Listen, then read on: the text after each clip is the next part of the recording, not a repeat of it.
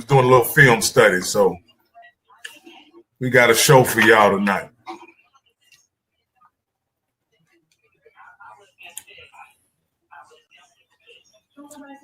Another HBCU legend scheduled to be with us tonight. Nobody can get the guest quite like HBCU Coaches Corner. Give them about 30 more seconds as they pile in. Man, we ain't got no music tonight.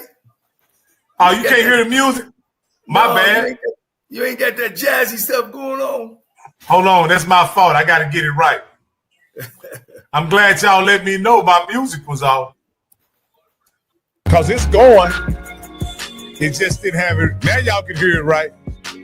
Man, that get me going, Cole. That get me going. I like that. Sorry about that, Coach. That's my fault. That's Coach theme music. Oh, they're getting in here.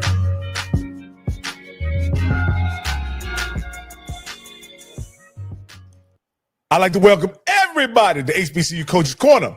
My name is Rocky Miller, your co-host, along with the Rattler, the Bishop, the Detective, none other than my main man, Mr. Stephen Campbell. And for our featured host, the man everybody tunes in to see.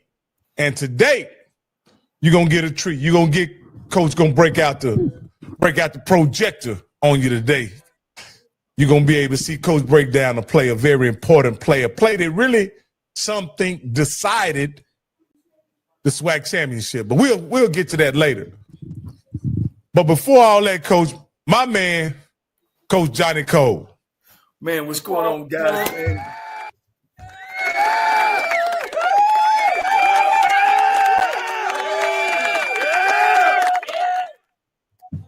Man, look, boy, we're back again. Another great Tuesday, man. Another great legend that we're about to bring on. We kind of, I ain't going to say pivoting, but, yeah, we're kind of pivoting from coaches, head coaches, to now legendary players in black college football, which we think is important, man. They are our heroes. They went on from playing on the gridiron to better and greater things, and that's what HBCU schools do. And this guy I'm bringing on next, he's very close to my heart. I had the opportunity to coach him. He's the first quarterback to ever win an all-white PWI conference. He was the leader and quarterback of Tennessee State. In the championship game against Murray State, we beat them 46-44. He threw 5 touchdowns, and he dropped one in the end zone. We threw somewhere we had a quarterback throwback. He threw for over 400-some yards that game. Like I said, 5 touchdowns. He set all the seasonal records at Tennessee State. And if you know anything about Tennessee State, they've had great histories of quarterbacks and Brian Ransom, 747, and a lot of great ones. But the guy I want to bring on, man, he's not just a great athlete. He's a father. He's a dad. He's a businessman. My friend now that I'm not his coach, Leon Left Foot Murray. Hey, what's going on, Coach? What's going on, fellas? Man, Leon, has been over 25 years. This is the 25th anniversary that a HBCU school in football, led by you, have won a conference championship where it's a predominantly PWI award. I think the coach just won it with Tennessee State, last year? They were tri champs or quad champs, something like that. But you was the first under the leadership of a fella I know very well, used to change my diaper in LC Cole. Yes, sir. Good times. We glad to have you going. How you doing? Tell us where you are. Tell us about your beautiful kids, your beautiful wife, and what you're doing today. So right now, we live a little bit outside of Atlanta in Powder Springs, Georgia.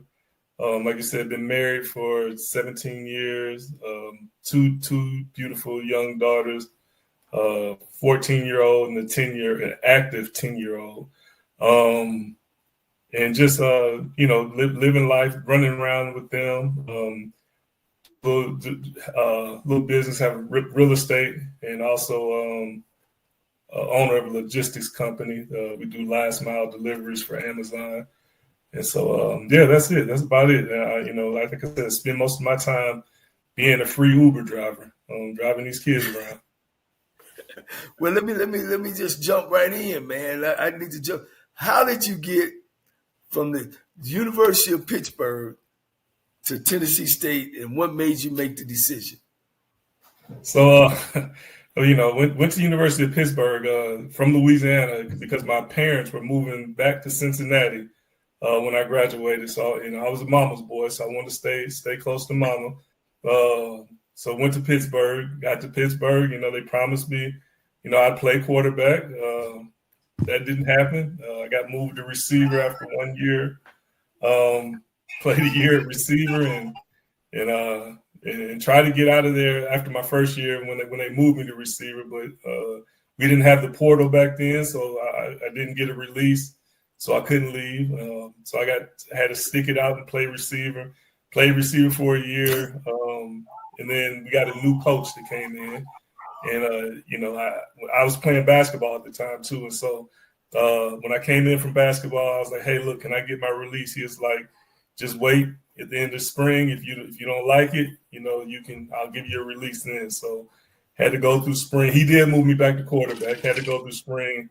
Had a good spring, but at the end of spring, he hinted that I would make a really good receiver again. And so I just was like, "Hey, look, can I get my release?" And he gave me that release. And so I left, just looking for different places. Looked at some PWIs. Looked at a few HBCUs. Took a visit to Tennessee State.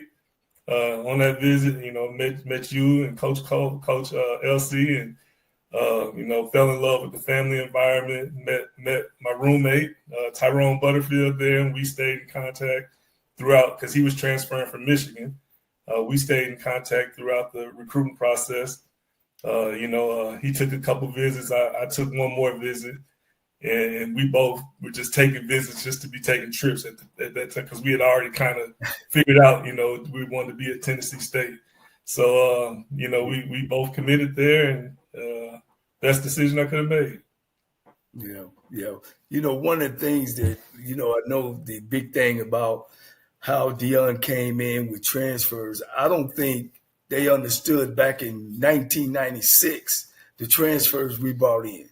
With you and all the guys, all the great guys that we brought in, Tyrone Butterfield, who was number 3 player in the country, who actually went to Michigan and transferred in. Then we have my big left tackle. I got it. It's been a while. Anthony left from the University of Illinois. Our front line, your front line. What, all 4 of them, the only one didn't play in the pros. 4 of the 5 made it to the league. Yes, sir. Yeah.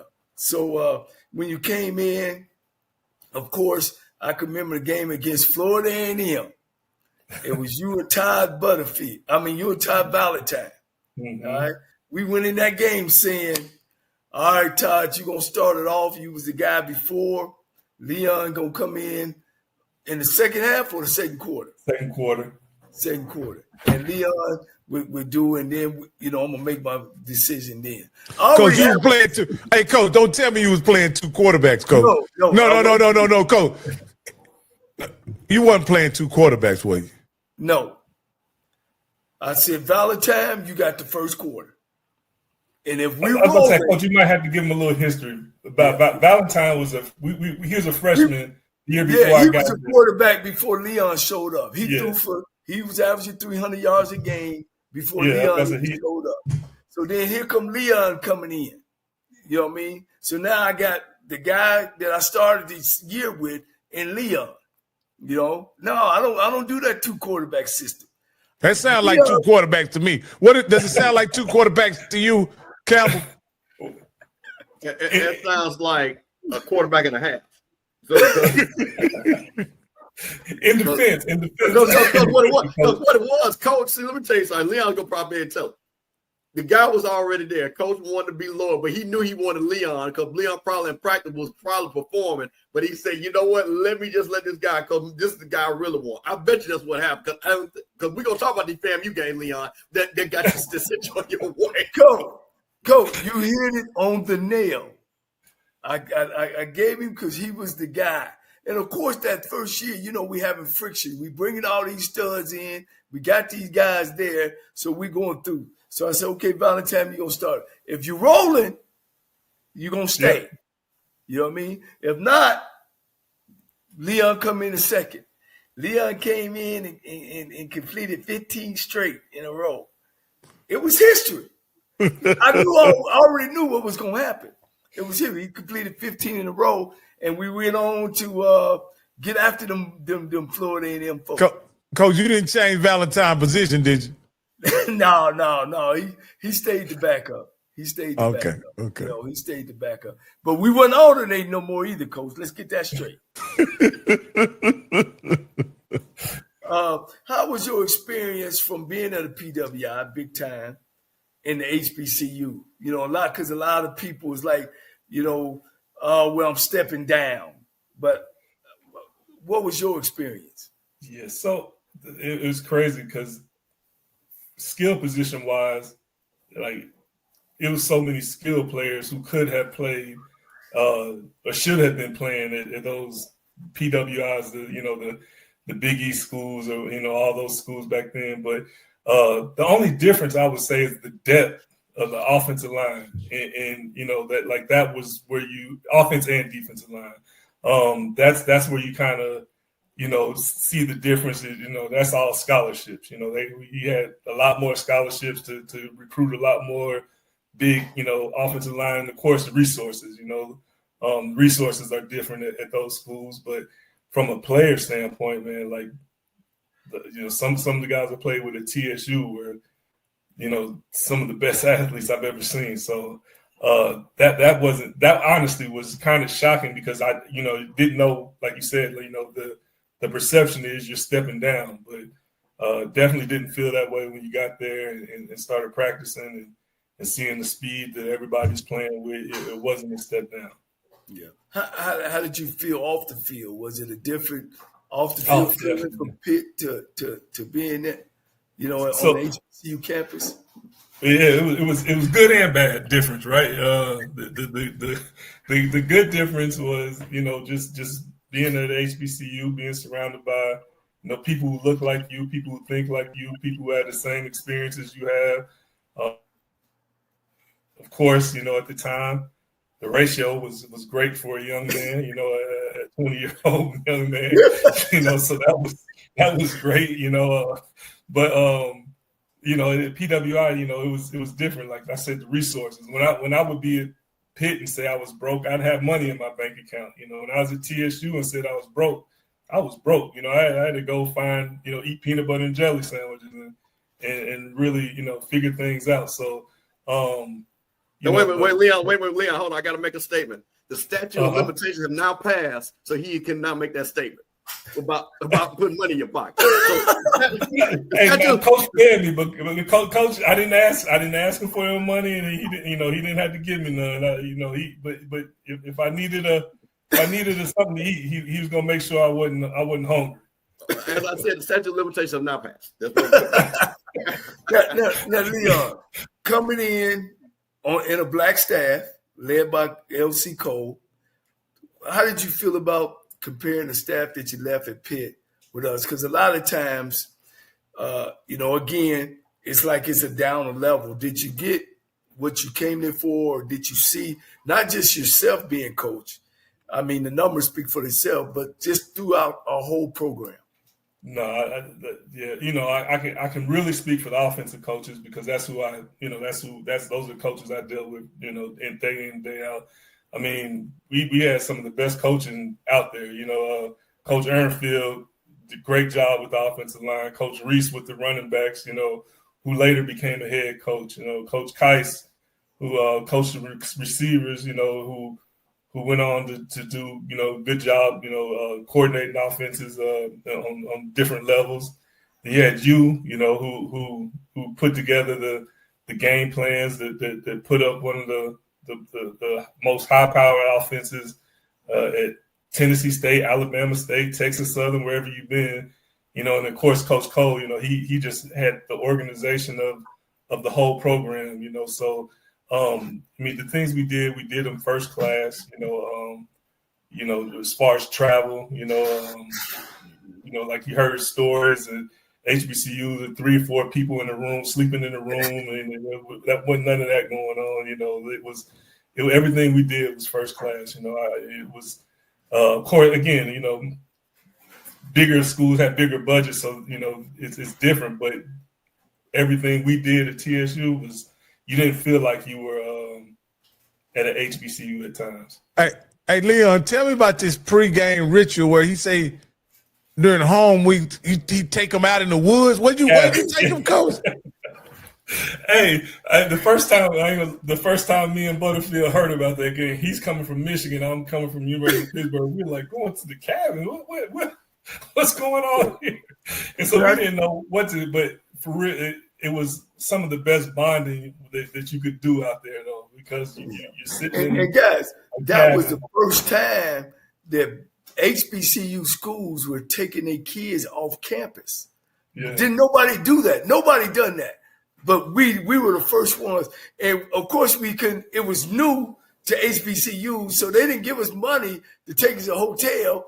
So LC had a connect with Woodman of the World, a big old insurance company that would send us money. And so we took the kids out to the Woodman of the World campground on Friday. And we would hold a fire. It was a great time. We go get something to eat, go to a movie, and head out to the cabin. Like I said, it was some horseshoes being played. We tried to sneak a little basketball in when the coaches wasn't around. We had a good time though. Sitting there and everybody talking about each other in the cabins because it was a lot of fun. Like I said, when I first thought about it, I was like, man, we went out to the cabin. What is this about? But once you got out there, you're like, oh no, let's get back to the cabins. It was fun. I enjoyed it. Let me ask you this, Leon. Were y'all that terrible when he had to keep the girls that get y'all that far away from the girls? Probably so. Because that's what that's all about. That's all that is. That's all it's about. Getting you away from those girls, man, before game night. They were they all been there, done that, so they know what had happened to a bunch of 18, 22-year-old guys sitting on the campus with that much access to you. It was a smart move for sure. It's gonna be tough making curfew night before the game. Yeah, otherwise take us out to the woods. Did you know when we ended up losing to Middle Tennessee State, who eventually went to Division I the next year, and we had 10 more games. 8 was on the road. Did you know that we would run the table? Did you feel, of course you guys would be having your own conversation, and we really thought we were pretty good. Yeah, I was about to say that we thought we were good. I didn't personally, we just, we take off like that. But we knew we were pretty good, at that point. Like, we let that game slip away from us. So we felt good. Like, it wasn't a moral victory, but, when we left that game, we knew we had a good football team. We knew we could compete with anybody. And so we definitely thought that we were going to win a lot of games. Did we know we were going to win the championship? I can't say I left like, oh, yeah, I know we're going to win the championship, but I knew we had a chance. Well, let me. I'm going down memory lane. We played East Illinois. Yeah. East Illinois, guys. And right then we were high powered. We were 39 a game. We kicking some butt. We rolling, y'all. And who we playing with at East Illinois? What's his name? The quarterback. Was that Romo? Yep, Romo. We playing Romo them on their family day, Rock. And they had us something like 21-7 at half. Yeah. And they up there saying, where this high-powered offense at? Leon them had me crying, Steve. I said, man, we can't go out like this. We too close to rolling for the championship. Shit, Coach. What was your mind at then? You remember that halftime? Yeah, I remember that game. Yeah, because I remember walking in and LC said, "Don't holler at nobody. Just don't holler at them. Just come on in and talk to them, and we okay." What was your thought? So that game, I'll never forget because I remember I had turf toe that game. I was having turf toe then, so like that. It was wet. It was just one of them games. It was just nasty out there, and we knew we weren't playing good. But like before y'all came in, we had already, we talked about it. Like, hey, look, like we got to wake up. We weren't worried. That was the craziest part about it. Like as a team, like I remember, God rest his soul, Jerry Hillary came in. Like, hey man, like, are you worried? I was like, nah, like we gonna win. Like we weren't worried about losing that game at all. And I don't know if that was just foolish, naive thinking by us, or just that much confidence we had. But we knew we hadn't played, our type of football. We knew we left a lot of stuff out on the field, and so we were just, talking about what we need to do to fix it, and we weren't really sweating that the performance the first half at all, because we knew we were better than that. Yeah. My last question, I'm gonna turn it over. Man, if you could do it all over again, would you just go and come on to Tennessee State and I wouldn't even have to deal with Valentine?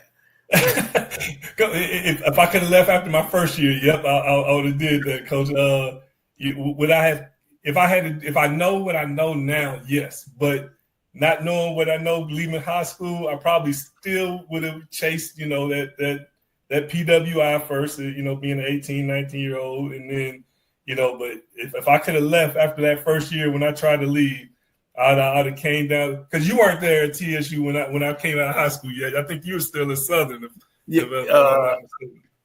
I was at Southern, yeah. I think you were still, because but yeah, so I think I would have came when y'all got there. I wouldn't have went before though.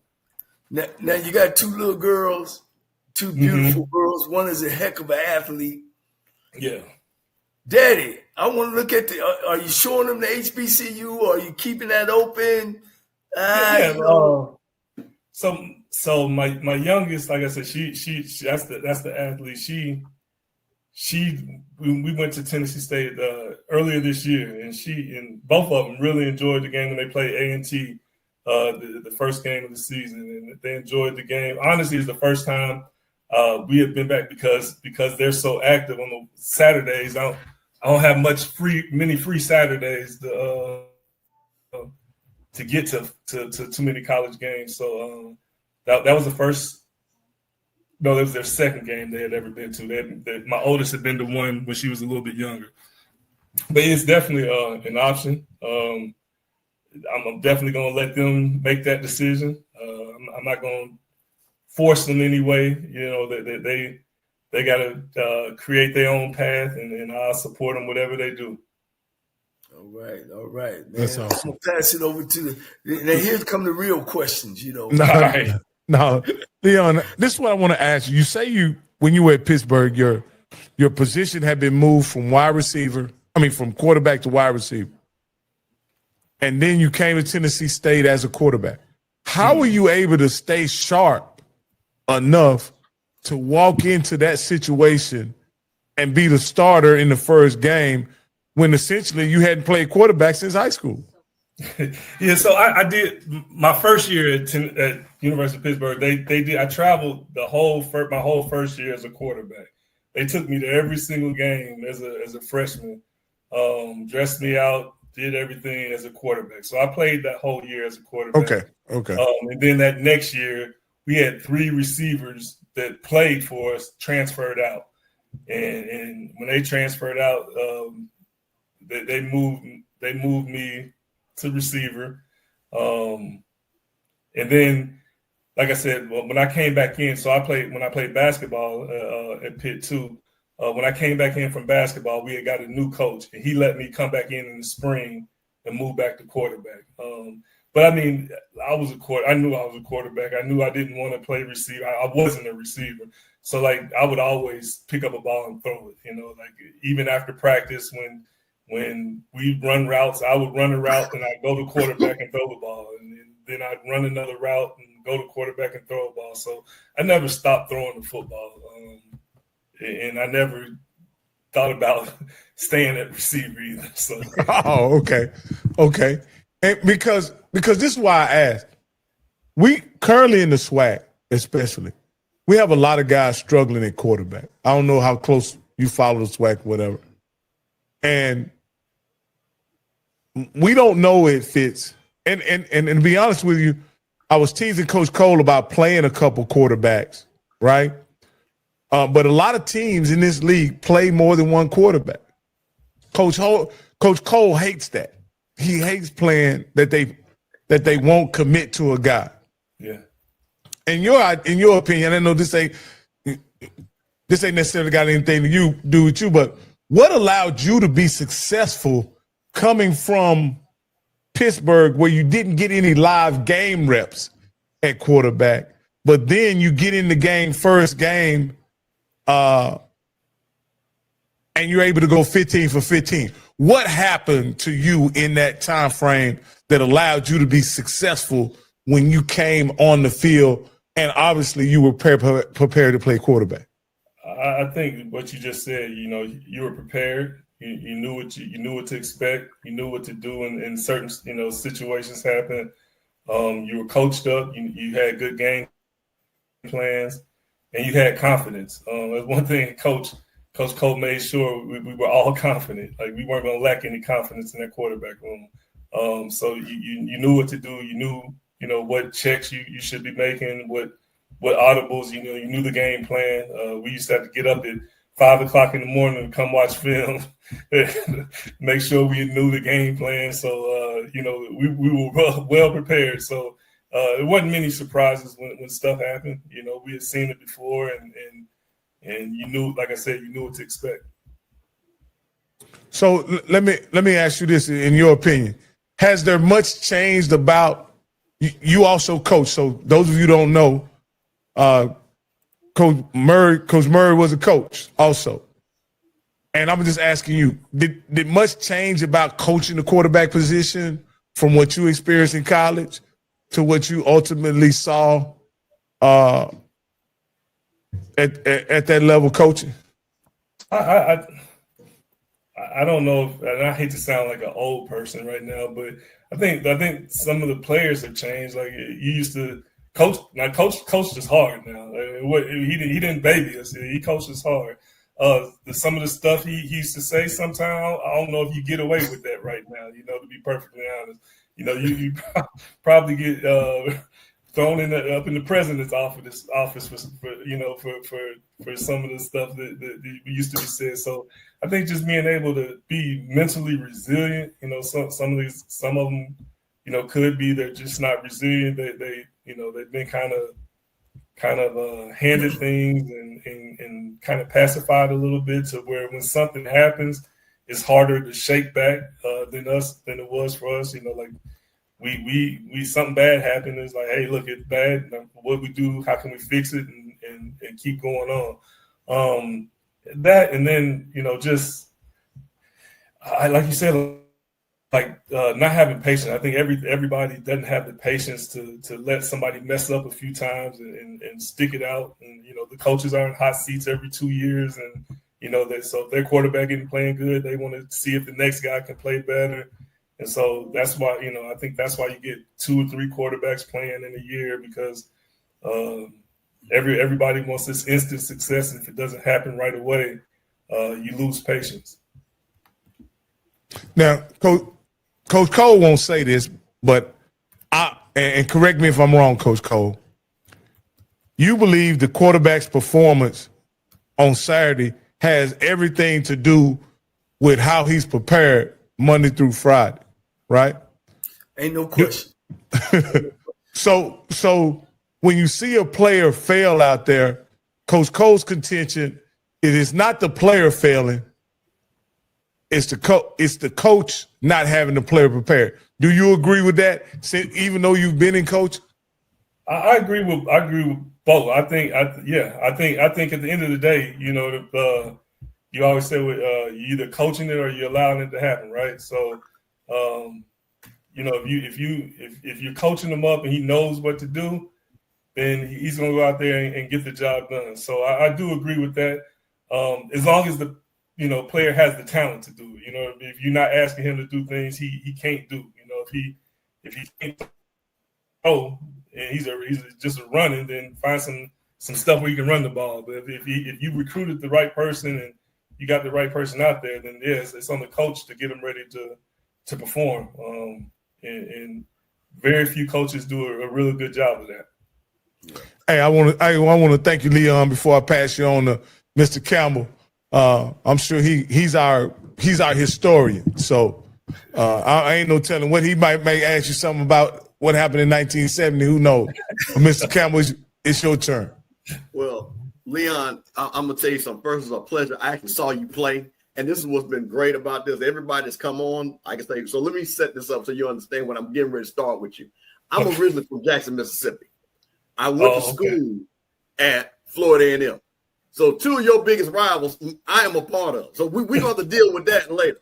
But I wanted to talk about something because of Coach Cole's background and you. So I'm going to throw out a couple of names, and I want to see if you understand where I'm about to go with this.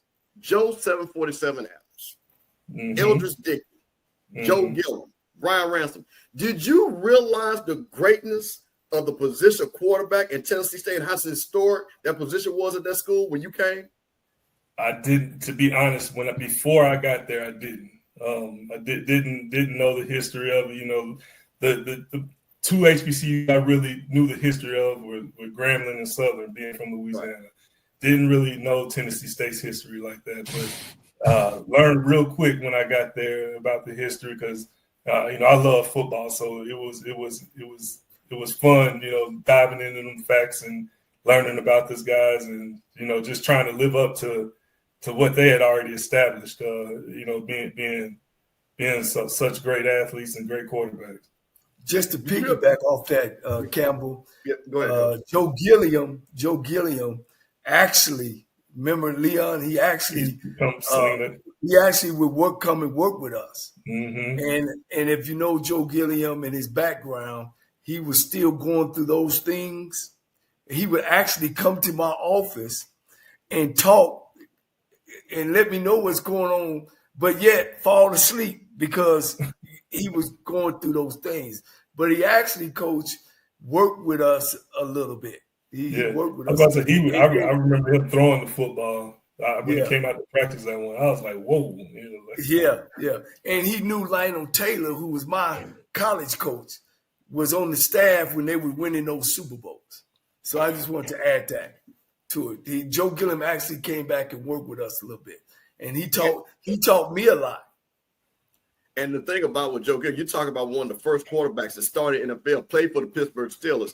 So that's why and you answered the question because it was such pride when, again, being from Jackson, listen, you're talking about a long lineage of Jackson State and Tennessee State and these big battles, these top-ranked teams. Because, again, you're getting there a blue blood and you guys going like 20-5, 20-4 in your 2 seasons there. And then you're playing these historic games against Jackson State. You're playing against FAMU. So that's why I was wondering because when you heard the Tennessee State quarterback, that was, and again, in black college football, that was like the running back at USC or the quarterback at Notre Dame. When you said that guy played, you had to be good. So that just let me know when we saw this guy, they're like, he's got to be good. So going to that, because we got a lot of people, got a lot of Jackson State people watch, a lot of FAMU people. In those big games like that, when you put, and again, beat Jackson State twice, beat Florida A&M twice. What do you remember about those games? Do you remember the intensity of those games and things like that? And did the old alumni, football alumni say, hey, these 2 games, you better win? Because I know you guys win a conference, but Tennessee State was an independent, and they used to play anybody at any time, mostly all the HBCUs. Did any of the old guys kind of tell you, hey, you get ready to play Jackson State, this is what it means, you get ready to play Florida A&M, this is what this means? No, I think we knew, by the time those games come around, like I said, I knew the importance of them. The whole week, you know the build up going into those games. you know what to expect. You know, in Memphis, you're gonna get 50,000+. And when we played FAM in Atlanta, you know, you're gonna get, you know, the Georgia Dome is gonna be sold out. So you knew what you were walking into. So you just really had to, you know, focus in and not let the moment get too big for you. You know, not get too anxious, too excited. You know, try to stay level and be, you know, just go through your preparation like you usually do, but you know it's a little bit more significance at the end of the day. All right. I'm going to ask you this one last question. Tell us about this legendary game Coach mentioned against Murray State when you throw for 491 yards, 77 touchdowns. Because what's funny, again, me being around this age, a little bit older, so I'm probably 28, 29, and this is before the internet. Pre-internet, really. And I would go, and there was a great sports writer named Roscoe Nance, and he would write about all the game. And we pick up the paper. We're like, man, did you see what this cat did at Tennessee State threw for 491? Do you remember that game? And how are y'all just cooking like that? We had a great game. So it's funny, like I said, go back to coaching. We had a fullback who had over 100 yards receiving that game because coach saw something in the game where he was open on a lot of underneath stuff, and he was going. The coach told you I dropped one. I caught a touchdown that game too, Coach. Wait a minute, I dropped one and then caught one on the. You were slashed, huh? In the end zone. Can you imagine somebody throwing 7 touchdowns and catching 2 themselves? He dropped it, man. But there's no. He might could have got into the Tennessee State Hall of Fame if he had caught that one, huh? Yeah. But no, I do remember that. That's one of the best games I've ever been a part of. Period. I mean, the magnitude of it. You know, that was the first championship, so it was special. You know, we had a block and field goal to have a chance to win that game at the end. And let me ask you this, Leon. I want to ask you this. Y'all were the only HBCU in a PWI conference, right? Yep. Carrying that mantle, what did that mean for you guys, or did it mean anything? Yeah, it was special. I mean, because yeah, like we got some calls that sometimes just leave you scratching your head. Some games, like, man, you know, you go to Eastern Kentucky, you get calls and things that you like, man, like, hold up, man, like you ain't supposed to call us that, you know. So it was special. You knew what it meant. You know it. And I would say, like, after most of the games, you know, the talking that went on before the games and during the game, they kind of would say, hey, look, you know, great game, y'all, at the end of the game. So it kind of came with more respect thing by the time you left. So those were the good feelings, is going in there knowing you're going to get not the best calls in the world. You know, you're definitely not going to have the fans on your side, and then walking out, you know, still overcoming that. You know, like, we felt it was special. We knew it was special, and it felt the significance was big for us. Yeah. Did you feel as if you were repping the culture as well? I would say so. Yeah. Yeah. We used to spank Florida A&M, Jackson State, like it wasn't nothing. Just sweep them off, bam, bam, bam. But let me say this: those guys, man, was a great group of guys, man. They were so popular, Campbell and Rocky, in the city that the Titans at that time was new in town, right? They'd be at the door waiting to get in. These cats come up to the club. Oh, man, that's Tennessee State. Come on in. They used to get the Titans in the club. We played homecoming, guys. We played homecoming, and we had 44,000 in the big stadium. They were on top, Coach. It was 44,000 in '99 when we went 11-0. You know. Coach, did Steve McNair or any of those guys? You know, I know he's a HBCU guy. Did he ever come around or anything while you guys were there?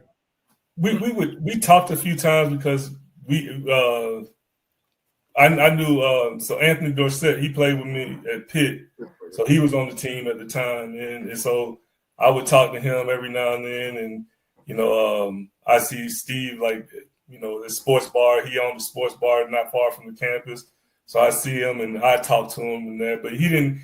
I didn't see him on campus, and I don't know if I don't know if he snuck in there and saw Coach or them, but I didn't see him on campus. I would see him off campus, and we would speak, and he would give me some tips and things like that. But no, never did I see him on campus. Outside of when they had training camp. Yeah. Tell us about your time. Once you left Tennessee State, you had opportunity. I think free agent to the Redskins, and then he was also an outstanding coordinator at Morehouse. Where he averaged. What was y'all averaging at Morehouse? The first 4 or 5 years, we was high 20s, low 30s. Depending on the year. You actually helped him go to the playoffs, right? Yeah. First time in school history. At Morehouse. Yeah. And Richard Freeman was our linebacker coach, who was the head coach. Mm-hmm. All tied back to TSU again, like Coach said. So he was the linebacker coach at Tennessee State when I played there. Then he was Coach Cole's defensive coordinator at Lane. And when I was playing arena football, I came in the off season down to Lane. That was a funny story here. Went to Lane just to volunteer because I was playing arena football. And Coach introduced me. They used to have a chapel at Lane, and he introduced me. Told him I was volunteering. The president of the school was in there. He was like, "Hey, Coach, come see me after this." And he told Coach when we walked in there, he said, "Hey, don't nobody work here and not get paid." And the man cut me a check that day for helping out. He didn't want me volunteering. He cut me a check that day. It had some good times. Well, now, Leon, were you there when Denzel's son was there? I came the year after him. He was there the year before I got there. Yep. Okay. Yeah. Well, Coach, man, we don't want to hold you long. I know you got the family time and the business is going, and I love you like you're a son. Yes, sir. Love you too, Coach. Man, we had a great time, and I know you had a great time, and I want to thank you for letting me be a part of your success, man, because you didn't have to take the coaching. You could have came in with that big-time attitude. You didn't. You soaked it all in, man, and, the rest is history, and I'll never forget those days. Me neither. I appreciate it, but appreciate y'all. Anything else, Rocky? Or No. I just want to say thank you, Mr. Murray, and congratulations on being inducted in the Tennessee State Hall of Fame. One of these days, hopefully. Are you not in, Coach? Oh, no. Coach, hey, Coach. Hey, that's come on now. Hey, look, that's a whole nother story about the 98 and 99. Well, don't feel bad. Bruce Eugene in the. I didn't realize that. Wow. Yeah, don't feel bad. Yeah. But man, that's a whole nother episode of why some of these cats ain't in these Hall of Fames, Coach. That's a whole nother. But hey, Coach, if you want to stay around, y'all want to dive right into this last play, or we want to? Yeah, if you want to look at the play with us, you certainly can, Coach. What you want to do, Campbell? You want to wait, or you want to? I probably say about another 10 minutes, and then I have to go get the little one in the bed. Oh, okay. But hey, Coach, we can go ahead and cut you loose. I want to thank you, Mr. Murray, for being on, man.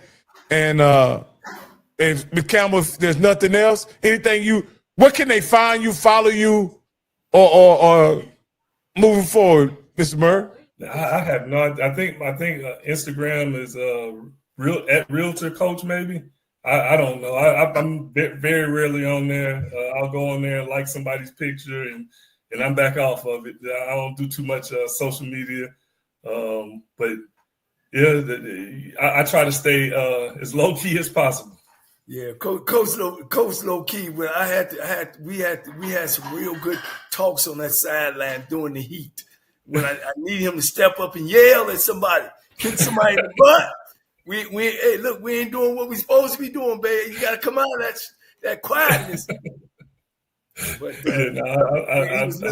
I'm quiet to myself most of the time. Yeah.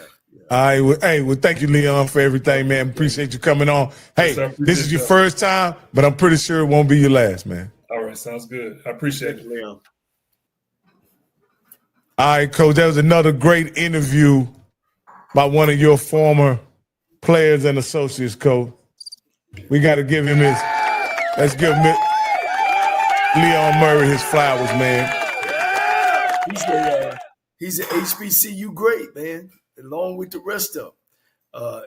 And I guess I can tell everybody, y'all get ready because I'm going to bring on Superman the next time when the show comes. Oh, no. Bring Superman on, Coach. I ain't going to say his name, but they called him Superman. He's coming on next week, Coach. Yeah. Then we're gonna bring in another cat, man, played back in the 90s, old school, national champ quarterback. So we got a good lineup. Hey, Coach, you getting everybody, Coach. You getting everybody. Hey, Coach, you sure we want to have Superman on here, Coach? You know he's from Jackson State, right? Yeah. Well, Campbell, should we have him on here? You doggone right, man. Superman, listen, I already got that ready, boy. Listen, I don't know if I'm going to have a background. I might have to have that video when that boy put them shades on. Y'all don't, Rock, you don't know nothing about that right there. You need to go look at when that boy put them shades on, let you know who he was. Come on, man. Hey, we're going to bring Superman on here, Coach. And we're going to get them all, man. We're going to get them all, Coach. I've been lining up and my connections been feeding. They like the legend, the legend period that we have in our show, man. I think it's good. You say this is a legend series we have in here, Coach. Yeah, it's a legend series, man. We got. Let me say one thing. Let me say one thing. Go ahead. And Leon was being very humble. That man, let me tell you something, and I'm serious about it. Coach knows this because Coach was there and Leon.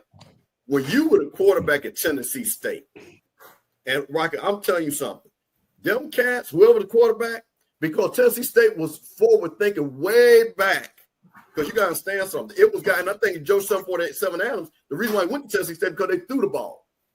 And they were ahead of the game. And this is what I'm saying. When some of these people talk about the coaching now and things like that, you're talking about legendary coach that had legendary offenses. Rocky, these guys were throwing for 2,500, 3,000 yards like it wasn't nothing. You know what I mean? And I'm talking about complex offensive systems where these quarterbacks would, like what you see today, it would be embarrassing if those guys could get a teleport and come now.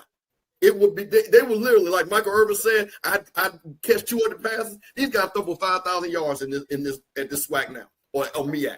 Easy to Tennessee State quarterbacks. That's how crazy those guys are. And that dude there tore FAMU and Jackson State up.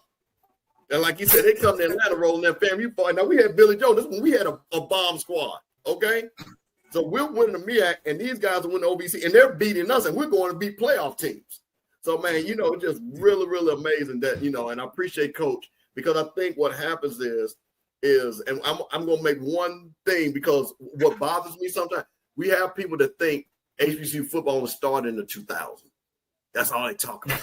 And they don't understand that these quarterbacks and these guys like a Leon Murray and guys like that were just tearing it up. Like I said, we saw, like what you saw with Jacoby Morgan, Andrew Body Coach, tell them we saw that every week. That was every week, Coach. That was every week. It was every week. It was every week. Every week. So that's what I'm saying. So that's why people were excited.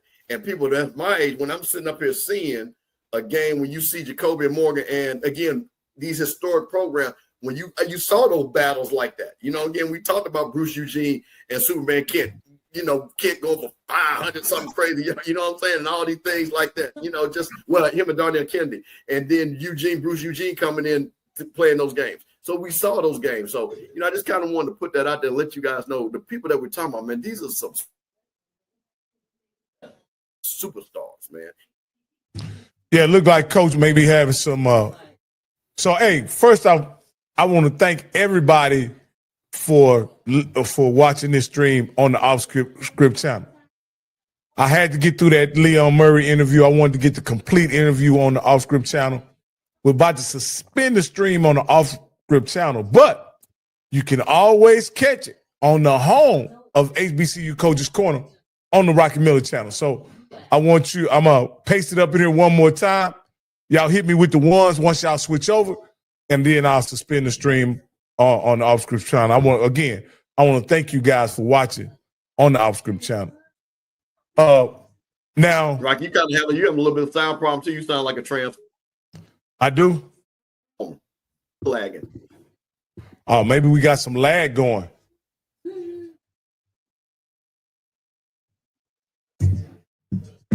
Hold on. Let me get Coach Cole up here. Okay, am I better now, Campbell?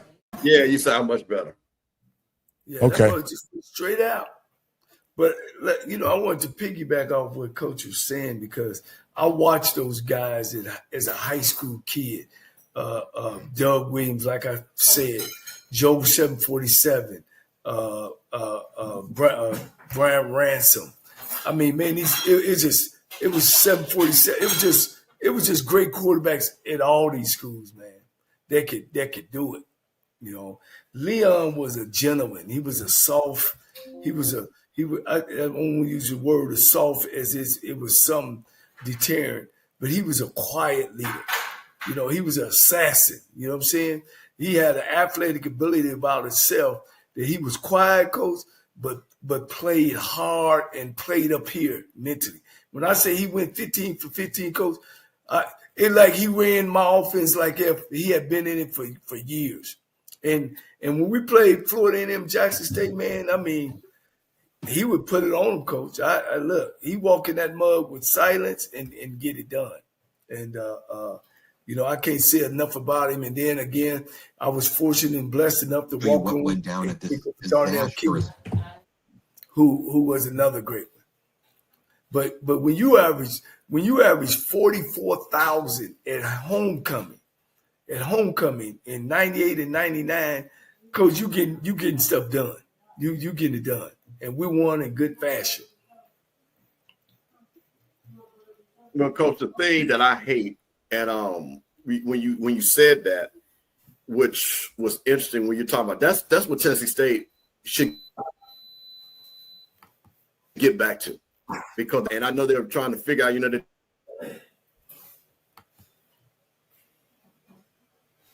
Coach, look like he may have broke up a little bit, Coach. Can you hear me, Coach? Yeah, I can hear you guys. All right. Look like you paused. Go ahead, Campbell. Yeah, I was just saying, Coach was talking about the people. This the Tennessee State that we grew up with, and they were a road show. They were one of those road show teams that you wanted to come see and things, and now they're kind of schizophrenic. And, you know, now they're trying to figure out what they are. And, of course, friend of the show, our coach is up there now, that I want to see Tennessee State get back to that. We need Tennessee State, again, I'm going to keep saying this. We need these name brand schools to get back and get to the level where we're producing players that are capable of playing in the NFL. They don't have to make the NFL, but just the level. And also to the point, like Coach, like you guys did, that you went out and beat people. You know, you guys did it. Florida A&M did it. You know what I mean? Jack State would go and play Southern Miss and play them tough. You know what I mean? And go to those playoffs and play those teams tough. Grambling would go out and beat these teams, you know, FBS teams. We need to get back to that level. So, again, I'm glad we're trying to connect the old with the new. You know what, Campbell, that separates then and now? You wasn't playing the school of the blind on homecoming. You know what I'm saying? Not only did your Florida A&Ms and Jackson States and your Gramblings and your Tennessee States played each other, they also, outside of that, SMU, you know, the Southern Miss, the Mississippi. We didn't play no gimmies back in them days. Like now, you know, they playing this team called Lincoln of California. It's like everybody got Lincoln of California or Lynchburg on their schedule at homecoming. No, man. Well, who we got this year? Alco? Who we got? Jackson State? We played big time school. Hell, my homecoming, we played Mississippi Valley State during Jerry Rice's them years. You know what I'm saying? It wasn't no playing. Let's play a gimme to win the game. It was who's next. Hey, Coach. Let's go ahead and go. Let's go ahead. We got some people. We got quite a few people on here, Coach. Let's go ahead and do this film study, right, Coach, and then we can go review the game. Because this is essentially probably the most important play in the SWAC in the last, 5 years, Coach? Yes. All right, Coach, set this play up, Coach, before I roll it, if you can see it. And I'm gonna walk you guys through it. So just be a little patient. Before you get started, because we got to set this up right, because I want to read the caption of the person that posted this. And let me say something, guys, and this is why this is important. We have a championship coach. You have seen the guys he coached. So this person who posted this, I'm going to read what they said. Coach, I need you for the beginning of what I read to say why he's automatically wrong and don't know what he's talking about, okay? So this guy makes this post, and he says, let's analyze the Alabama State-Jack State last play of the game.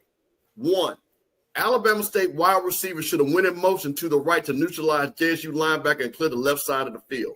2, Alabama State's left guard and tackle shouldn't have double-teamed the JSU tackle. 3, therefore, JFCU defensive ends went unblocked and disrupted play. Coach, let's talk about what he said, number 1. ASU's wide receiver should have went in motion to the right to neutralize Jack State linebacker and clear the left side. Tell me why that's wrong, Coach.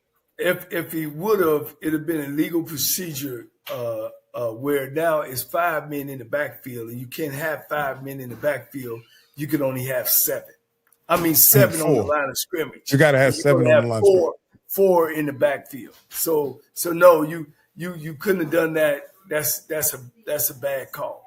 If you would even, let's just say, if he stepped off, okay, one of the wide receivers stepped on, meaning he's covering himself up. You motion this guy in, then who blocks the cornerback?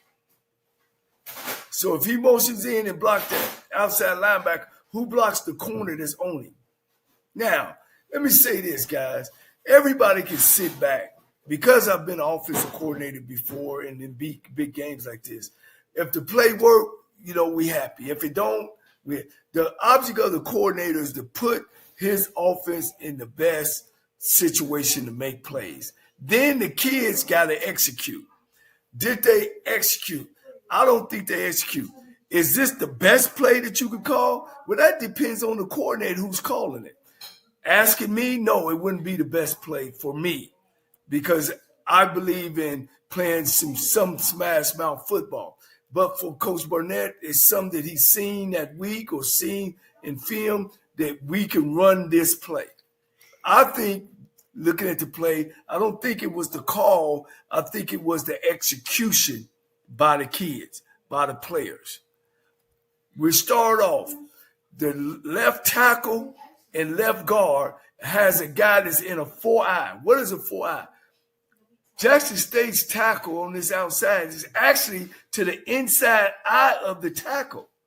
So meaning that the tackle's job and the guard's job, if you notice, there's nobody over the left guard. The guys in what we call this is a 4-eye, a shade on the center, a 3 technique to the right, and a 5 technique outside of the tackle to the right. All right, now, Coach, hold on. Wait, stop right there. Explain it, because, again, I'm going to say this again. We have a coach, and you have a lot of people here that they listen to ESPN, and they think, tell the people the difference. Tell people what a 3 technique is and what a 5 technique is. What is a 3 technique is on the outside shoulder of a guard, which right now the 3 technique, it looks like it's to the right guard, which is to the field. The shade is to the center. He's to the left side of the hash mark. And this 5 technique, which even if I would have seen that guy sitting at a 4-eye, well, what's a 4-eye? A 4-eye is inside the tackle. I'm saying to myself, we're going to walk in this play because my guard, my center is going to reach the shade. My left guard and left tackle should take a 4-eye. We got angles. The tackle is outside of the 4-eye. So really, that guard should be taking over that 4-eye so the tackle can climb up to the running linebacker, to the Mike linebacker who eventually made the play. All right? So start the play. Now, it's gonna be a 2-on guy. We're gonna block this in to the boundary with the pitch. but the quarterback in the tailback has to keep a pitch relationship. What is that? The halfback has got to stay a yard behind the quarterback and a 5-yard distance. Now, here's the other thing. Andrew Body should be running to the inside shoulder of the outside linebacker. I know everything is going to change, but he should be running to the inside of that guy. Downhill is what you're saying, Coach. I can put the point on the guy that Coach is talking about. Can y'all see that? Y'all, oh, yeah, you can see it. I didn't know you all could see the pointer. So, okay, so let's go back a little bit. So, Coach is saying this guy right here is inside this guy. He's inside. If you can see his hand down, it's in between his feet. Yeah. So, he's inside. So this is an easy block. This is an easy block. Should be an easy block. But here's what happens. Look at the tackle's left foot. He steps on under step. You teach offensive linemen to make contact on the second step. What does that mean? And why is this important? Your first step is my position. Whether it's I'm driving off, whether I'm trying to take a bucket step. In this case, you should take a little bucket step and then make contact with his hips and hands to that guy. But look at his outside foot. He steps back underneath him. He loses his power. So when he makes contact with his second step, he actually is doing what? Helping the end. Mm-hmm. Coach, as I look at this play, Coach, let me I'm gonna point something out, Coach. It almost looks like this play was straight quarterback keeper at this point, doesn't it, Coach?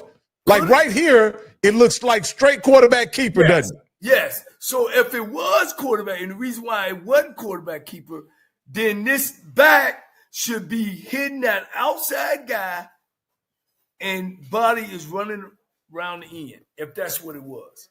I thought it was a quick. He could hit that guy right now, and then that leaves Andrew Body, one on of the best linebacker players in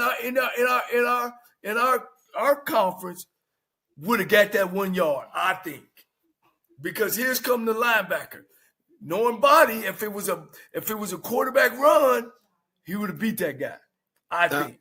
Now, Coach, well, I want you to keep going, but what I want you to do, in fairness, because your brother, legendary defense, I want you to also, because here's the thing, I know, and I'm going to say this, and I'm going to put my Jack State hat on. I don't think Jack State's coaches get enough respect for the defense and having them ready to defend this play. Because to me, when I'm looking at it on both sides of it, clearly the defense was prepared to stop the play. Yeah. So now, let me go back. Okay. He's absolutely right. Usually, or sometime, or most of the time, when you line up to the boundary, a defense would slant to the field, knowing that the field is the wide side. In this case, I'm gonna have to hand it to their defensive coordinator that evidently what he's seen, that this play was coming, and he slant everybody to the boundary. That's unusual. He slant everybody to the boundary because he felt like this play was coming. Whatever Coach Barnett would show, this defense coordinator would feel that this is the play he go to for short yardage. Maybe in the film that's what he seen. So short yardage, 1 yard, guys, we're going to line up. We're going to show them that they think they got the option, but we going to slant everybody. Let me ask you this here, Coach. I got to ask you this play because this is bothering me as I watch this play. Yes, sir. To the short side, you got 1, 2. Hold on. Sorry. To the boundary side, you got 1, 2, 3, 4, 4 interior defenders. To the field side, you got 3. Why wouldn't you swap the play? No, Coach, it's even. That linebacker, Coach, is in the middle. Oh. That linebacker's on the hash. So you got 3 left, you got 3 right. He's on the hash mark in the end zone. He's in the back of the end zone. So he's on the hash. Yeah, he's on the hash. He's in the middle of the field, Coach. Why? It's because he's got a gap that he's gonna fill to the right, or he has a gap over the 3 day in that A gap to the left. Now, Coach, hold on. Just use another term. Wait a minute, Coach. Tell people what the A gap is. Okay, the A gap is between the center and the guard. Front side A gap is to the right. Back side A gap is to the left. So he's going. That's what he's going to run. They're telling the defense is saying strong left. All right. That's why he got the 4-eye. He got the 4-eye there. So if anything came to the B gap, to the C gap, he's sitting in there. This guy right here. The guy in the 4-eye. Which guy's in the 4-eye? This guy? Left tackle. No, over the left tackle. Oh, the left tackle. Yeah, okay. He's sitting in there. That's his gap. He's got this gap. Yeah, this one right here. Yeah, they slanted. They were prepared for this play. Because he slants outside. Yes. He slants. You see that? But he slants outside. But still, guys, if that tackle take the right step, right, and get his hat on the outside of his hat, then the left guard would come and help, try to knock him off back to the linebacker. That linebacker coach is running like heck.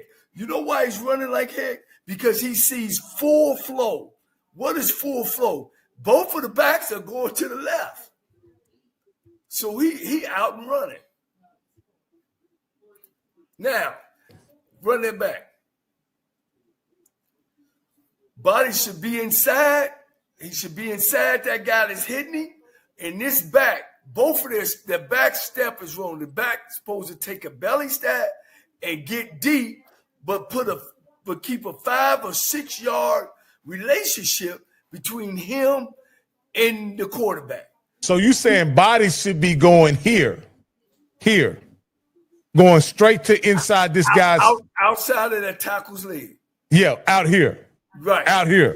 Right he here. Should be there right now. Watch body's feet when he hikes. See where it goes? Wide. It should be boom, straight down right now. I want to put pressure on him right now. I want to make this guy make a decision right now. If he going to tackle me. Coach, everybody in this screen, nobody going to keep the ball, Coach. That's my deal. Everybody knows body going to keep it. Yeah, that's what they wanted. And this back should have stayed outside. All right, go stop right there. Right there. See where body is getting hit on the fight. See how close him and body is, the back and body? That's too close. It's not a good pitch relationship. This guy should have been back at least 1.5 yards. So when he catches that ball, y'all think that linebacker would have tackled that guy running to the pylon? No. Exactly. Because his momentum, look how he had to turn backwards and catch the ball if it was a pass. So just to make a long story short, this is not a bad play, but it's poor execution for sure. Exactly. And it's not, I'm not saying it's the greatest penalty running down there. Because see me, first of all, I'm underneath the center. You know, I'm getting under the center. I'm not sending the ball back 6 yards to go 1. But that's nothing against Coach Burnett. I think he's a good call. He's seen something. I wouldn't argue with him. I'll be just like Coach Eddie Robinson. We didn't get in. Give him a hug, man. We were in this fight. But I don't think that they executed this right from the tackle. Let's see the guard step. The place at guard. He reaching. He trying. See, all of them's first step should have been with the left leg. The whole line. Oh, he steps with his inside leg almost. And you're losing power, Coach. You're losing power. Great point, Coach. Rocky, let me say something. But Coach, I want to ask you this. Yes, because shout out to the people that watched the watch party. It had a lot of people. I was rocking and Rocky came on. But this is the thing, and Coach, tell me if I'm wrong, and Rocky, run this just a little bit. I'm going to tell you when to stop. Keep going. Keep going. Keep going. Keep going. Stop it right there. Coach, right here, the Jack State defensive line reset the line of scrimmage. Yeah. So what? And this happened all game. They did not blitz Andrew. They went 4 down linemen and a spot. And what? Listen, man. Listen. You're right. Let me say this though. If that back, all that back had to be is a yard. Was hit this guy right here. Block this guy. 2 yards over. And Body could have pitched the ball way here. He could have been pitching the ball now. Coaches say the guy needs to be out here. The back needs to be out here. But wait a minute. What my point? Wait a minute, guys. And Coach, I'm agreeing with you.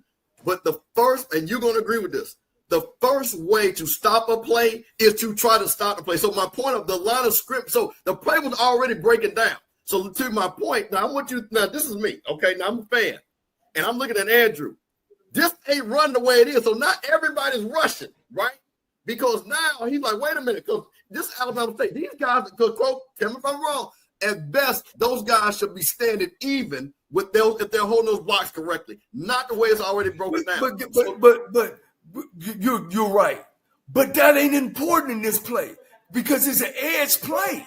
Yes. It's an edge play, meaning if that back, man, was a yard back and his pitch relationship was 5 yards, run it back, coach. And I'm going to show you why I know this boy would have scored. All right, stop here. Go back, listen a little bit. Go back a little bit. Go back. All right, right here. Stop right here. If Body keeps going inside, the running back is outside of the running linebacker. So yes. The running linebacker is actually doing what? Chasing. Mm-hmm. He ain't gonna get no solid hit on that guy. That guy's gonna duck his shoulder and he gonna get that 1 yard if it was executed right. If Body was right, Body should have been coming down inside. He should have been coming down inside. Run it a little more, coach. Then stop. See, Body is really ready to pitch. But he can't pitch the guy. Yeah, he can't. Then Body winds up and throw it with the left. I can't believe that was a pass. That should have been a pitch. Yeah, well, the guy wasn't in the right pitch relationship right here when Body ready to pitch. He in front of Body. Exactly. And that's the ball game. Because even guys, look, he had to reach back and catch the ball, and he couldn't get a shoulder pass underneath that guy. If he could have caught that ball flush, he could have got that shoulder underneath the guy and maybe got the yard. Yeah, he ran out of bounds. He ran out of real estate. And you could kill this play. Yeah, we should have ran to the wide side of the field. Yeah, I wouldn't have ran that. Yeah, we could have been up underneath. Yeah, we could have threw the slant that everybody throws now, taking the outside guy and running. We should have done it. But the throw got to be right. He's got to catch the football. I get it. Let me say something too, and see, this is why, and this is my Alabama State people. They might not like this. I don't care, but this is why I try to tell people. FAMU was down in Alabama State. Oh, we moving up to the big boy table. To move up the big boy table, you got to win big boy games. So it doesn't matter. See, this is why I be trying to explain to people. When you are a champion or you've been a champion, see, you know what this looks like.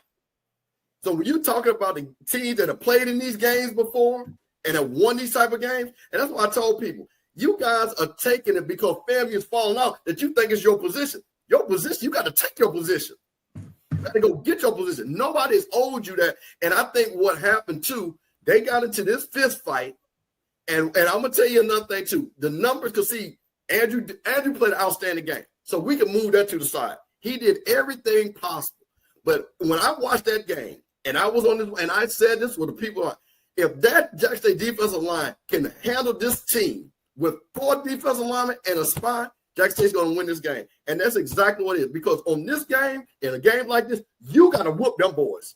It ain't going to be none of that soft stuff.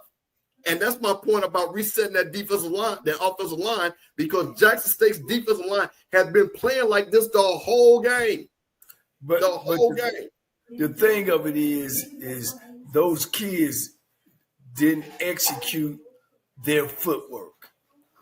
All their first steps should have been with their left foot, and it should either been a little bucket step or a little flat step, and then make contact on that second step. When you make contact on that second step, you coming with force, and you keeping people in line of scrimmage.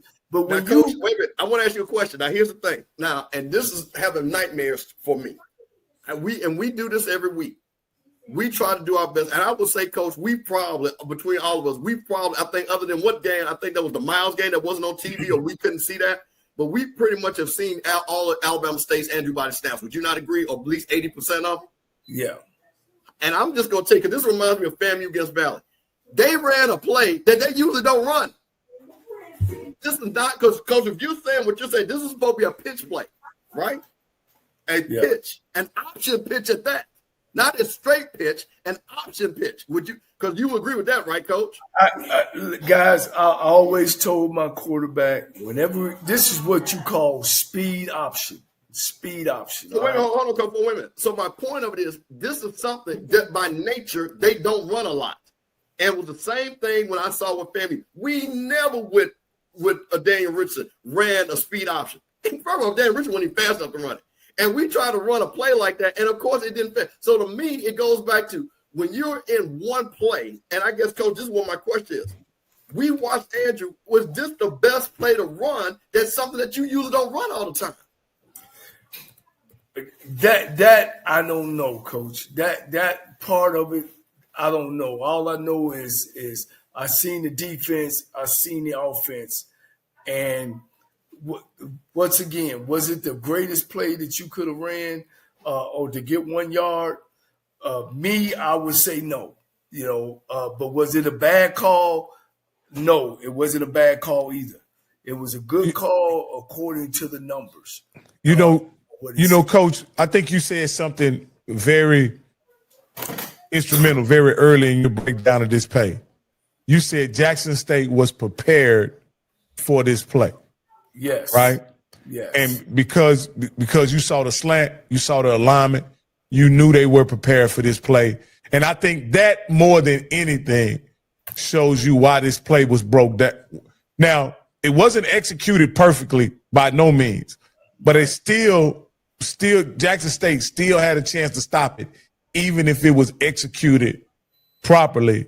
It just would have been more difficult. My credit goes to Jackson State defense in this regard. They were prepared, ready to go. They had their guys in place to do what they were coached to do. And my hat's off to them, man. I'll say this: in the most critical moments, Jackson State was able to execute their game plan.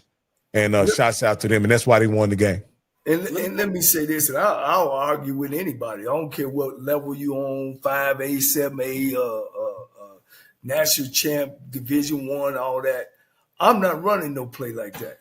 I'm going to run old school power lead, power pass. What is that? I'm going to line one tight end, a double tight with a fullback and a tailback. And and if I got a running quarterback, we're going to fake that thing up in the A-gap. We're going to go around. The tight end is going to run what we call a banana route, get to the back of the end zone. The fullback going to come out to the front of the line, and the quarterback going to break contain. And he's taught run first, pass second. And he's going to get that 1 or 2 yards, or he's going to throw it to that fullback or to the tight end. That's what I'm gonna run. And it worked every time. I can go back and watch film. But that's me. That ain't another quarterback. And evidently, Coach Burnett, I can't say enough. Shit, Coach, he been putting up points. He put up No. Hey, no knock to Coach Burnett. I know we've had a lot of. I didn't like the play off the bat. But again, he was responsible for putting up all 34 points they scored in a time crunch. The execution broke down on this play, and they weren't able to get it. But again, shout out to Jackson State. They did a good job. We can go over the game. We'll go over the game a little later. I want to do one more thing. I'm going to say one more thing. And shout out to Coach Eddie Robinson Jr. Because when he got on that coach's call, it wasn't no excuse. Yeah. It wasn't no BS. He said we ran the play. Jackson State made a great play. That man, that's a man's man. That wasn't because we get on that coach's call and we didn't do this and we didn't do that. He said, hey, man, we ran the play. They stopped it. tip they have, we go on to. So shout out to Coach Eddie Robinson, friend of the show, because that's a man's man right there. I'll get to this. I'll get to this when we break down the game. Yeah, that's why I don't like the spread. It limits you. It's a finesse play, and it's not a power system. Can you run power plays out of that? Yeah, but it still ain't the same without that fullback and without that tight end in there or extra lineman. I'm just not a favor of running four wides on the football field and just running one back. Yeah. Hey, guys, we're going to look at the MEAC, then we're going to get to the SWAC guys. So, looking over the MEAC, the Fighting Deshaun Jacksons put it on Southern Connecticut State as you guys thought they would. 70-23. Any surprises there, guys? Well, I guess I'll go a little. I don't know. Coach stepped off for a second. I actually watched this game, and let me tell you something. Every week, I'm more and more impressed with Deshaun Jackson. Now, of course, they played a low-level team, but I just got to tell a quick story, and then Rocky, we can move on quickly. This was Deshaun Jackson. He had never been to an HBCU homecoming, and he talked about in his press conference how amazing it was. And basically, Deshaun, and without him saying it, I ain't never seen this many educated black folks in my life. That's what he wanted to say, because he called himself. And he was like, people. But just to show the magnitude of what a black homecoming, HBCU homecoming is. And, man, just to see that he had multiple quarterbacks, multiple players making big plays. And, again, just to see where he has his team function. And the thing, what he said about his coaches, he was talking about Coach Clinton Portis. He doesn't just talk to one of the running backs. He talks to all the running backs because he wants to make sure that all the guys know what they're supposed to do if they're in that situation. So what I like, you know what? You play a low-level team, this is what you do to them. Shout out to Deshaun Jackson at Delaware State. All right, Coach. Deshaun, hey, Coach, if I'd have told you in the middle of spring last year that Delaware State was going to come out of non-district play 4-3, what would you say?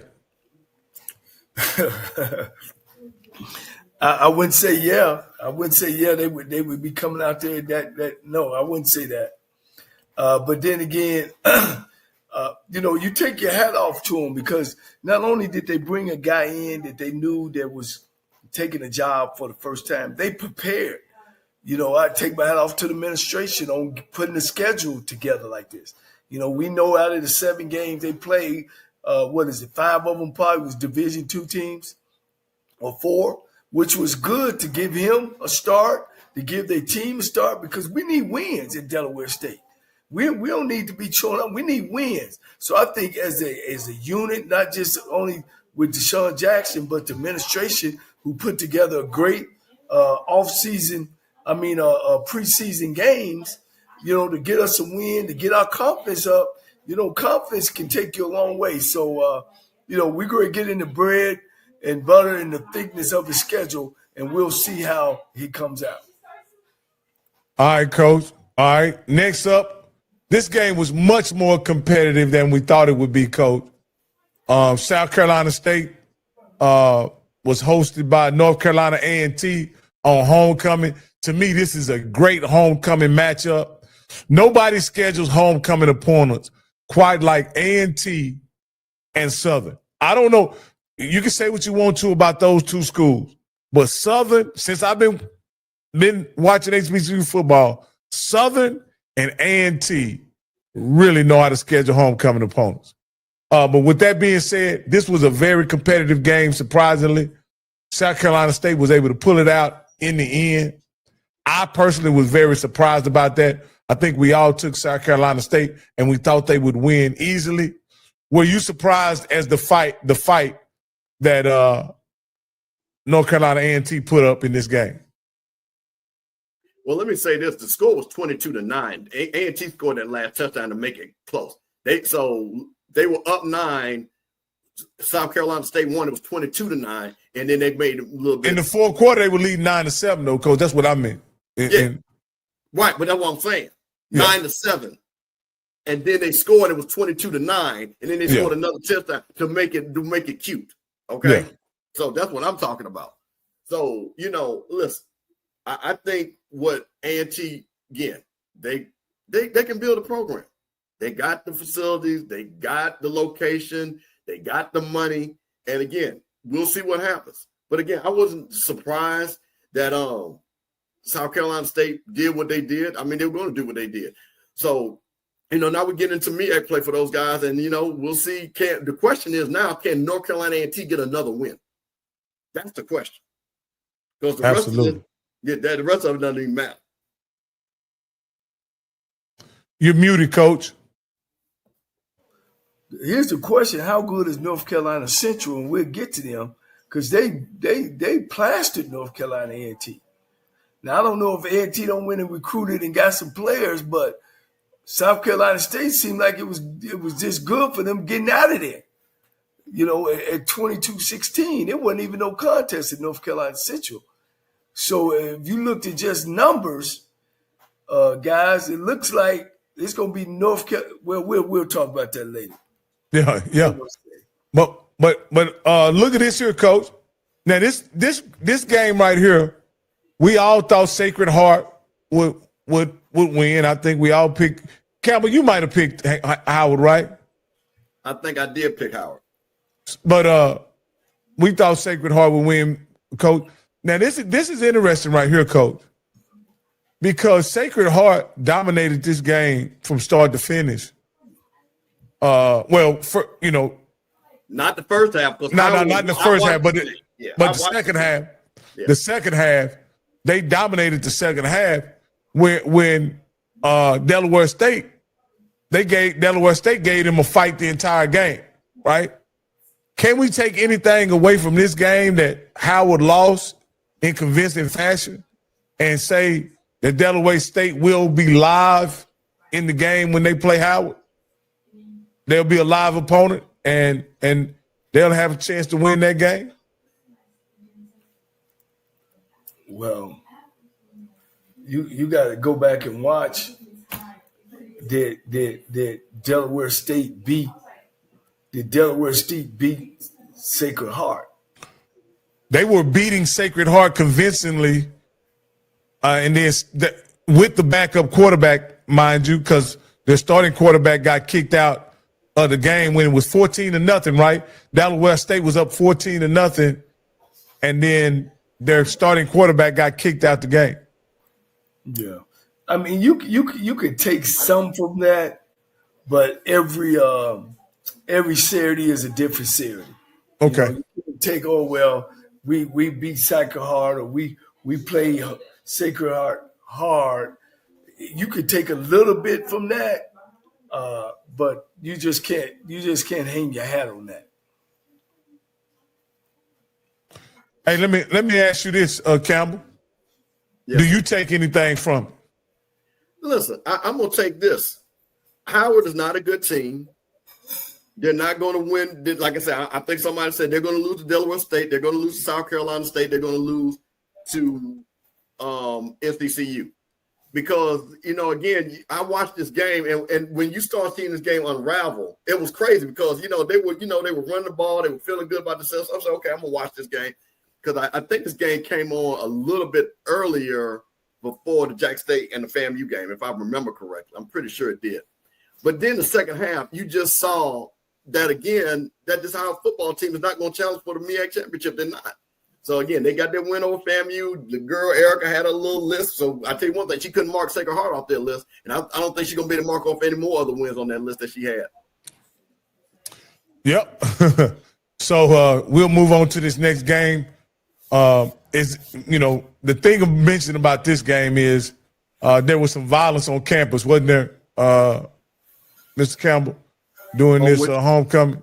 Morgan's homecoming. That I don't know. And okay, let me say this. I know they shut down campus over there. Yeah, I know they shut it down. In there, but here's what I want to say. When I always hear this and violence on campus, 9 out of 10 times, and I don't know about this. That's why I don't like to talk about stuff. But MEAC might, so you can talk about it, put it in the chat. But 9 out of 10 times is usually somebody not affiliated with the campus and they're around the campus and then stuff like that. So I can't speak on it. MEAC might could. So I don't know. I didn't know anything about this action. Okay. Okay. I know that they got everybody. They had helicopters and everything getting people off campus at Morgan State by 6 o'clock. I'm not sure what and I thought there was there was something going on. There was some violence on campus. My apologies, because I don't know actually, I thought you may have had some information on it. But we had this one right here, the Fighting. Michael Vick's lost again. They're 1-6. They lost to Wofford. Wofford was in control of this game the entire time. Did you get anything from this game, Campbell? Let Coach go first, because I want to pull up, because Michael Vick made some changes. I want to make sure I get that. So, Coach, you go ahead if you want. I was going to comment on some of that. I got a call saying that he's going to make some changes. I'll let you go through the changes, Bishop.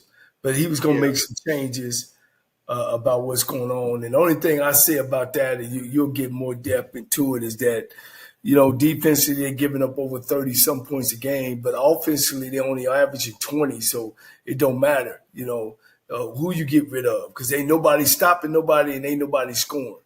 But Wofford is a good program. It's an established program. Once again, that Michael Vick being a first-time head coach at this level, it's showing his face, that, you got to get your team ready each week. And it don't matter who you play on Saturday, you got to be prepared.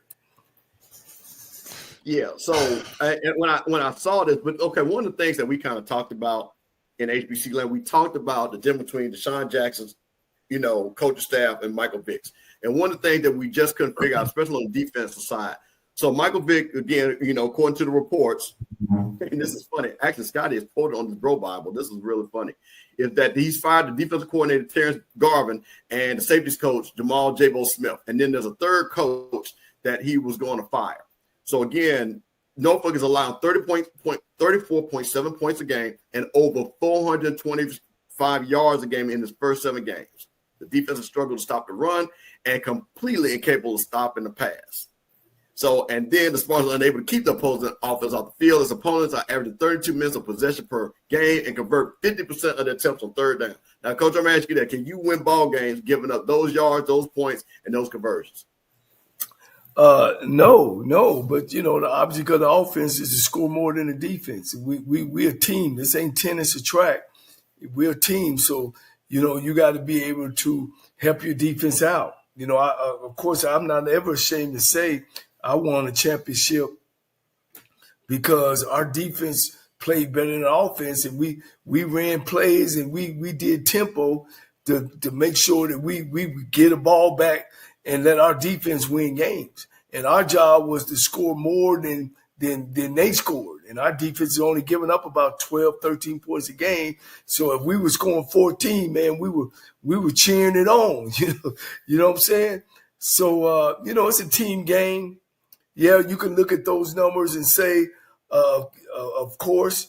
But once again, if you're looking at defense, make sure you look at the offense. And surely you got to see if you're flipping the field, if you're turning the ball over, time of possession. So it's more than it just being black and white. But I see what you're saying.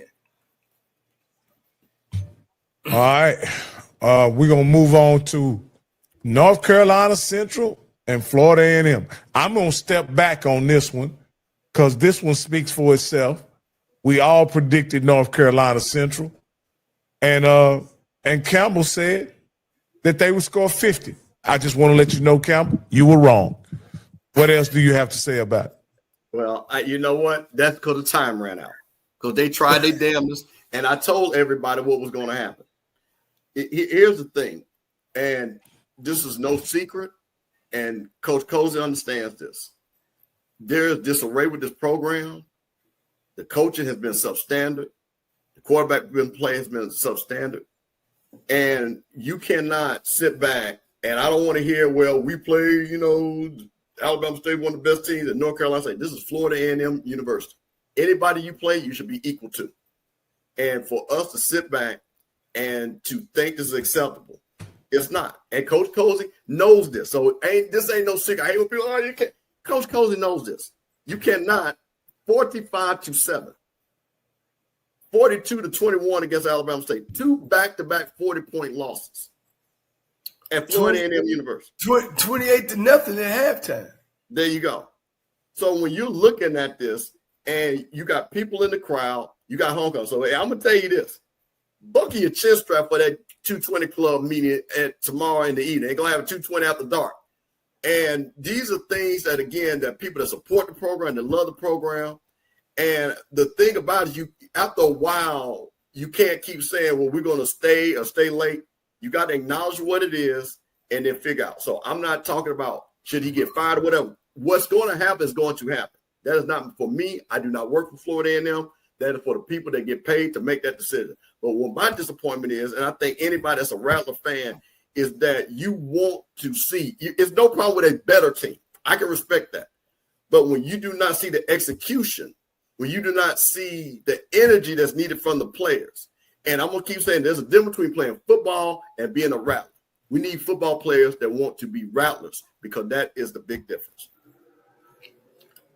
You know, guys, it's funny about our show, guys, that we got coaches who run from our show. We got coaches who gravitate to our show. And it's funny that the ones that gravitate to our show, they are the show. You know what I mean? Look at Prairie View A&M, Trey.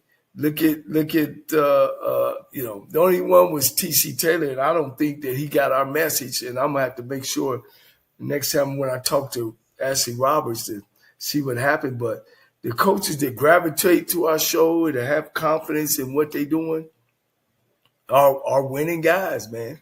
I mean, am I lying? Am I lying? Can I post that and say, am I lying? You know as a coach when you got something. You know what I mean? You ready to tell the world, man, I got something. I feel it. So it's something that's missing at Florida A&M.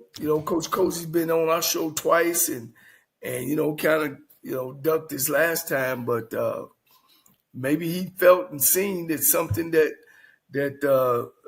was going on in the program. But I just wanted to put that out there, and they got to get better. Well, I want to defend Coach Cozy for a second, if I could, because I want to honestly say this. If there could be coaches that we actually think are good coaches that could have the same outcome in this schedule had they played this schedule. I didn't realize it to me, and you talked earlier, Campbell, that he's lost to Howard, which is, I'll say, you say not a good team. I'll say they're average HBCU team. He lost to FAU, which everybody in the SWAC is going to lose to. He beat Albany State. And guess what? His last 2 opponents ain't no team named Jackson State can beat any one of those teams. Now see, you missed the point. The point is, I didn't say about winning. It's about how you play. If that game, if we're sitting up here, and I'll, as they say, tip my hat. When we played Alabama State, and let's say it was a close game like it was against Jackson State, you know what? The better team won. There's a difference between a better team winning and you getting totally outplayed. Coach Cole, let me ask you this. Whether you lose by 1 or 100, does it matter? No. Coach. Wait. Coach, wait. Hold on, Coach. You are a championship coach. Yes. You're not going to – let me ask this question better. If there's a difference of losing with effort and losing without effort, let me ask that question. Yes, there's a difference. So this is what we're talking about. You can't be fumbling the ball, having 12 men on the field, getting punts blocked. Yeah. So I see what you're saying. I understand what you're saying. Yeah. But a win is a win when you're playing against some tough teams. Now you just want to squeak out. But I get it. What I think what Bishop is saying is when it's just an ugly display.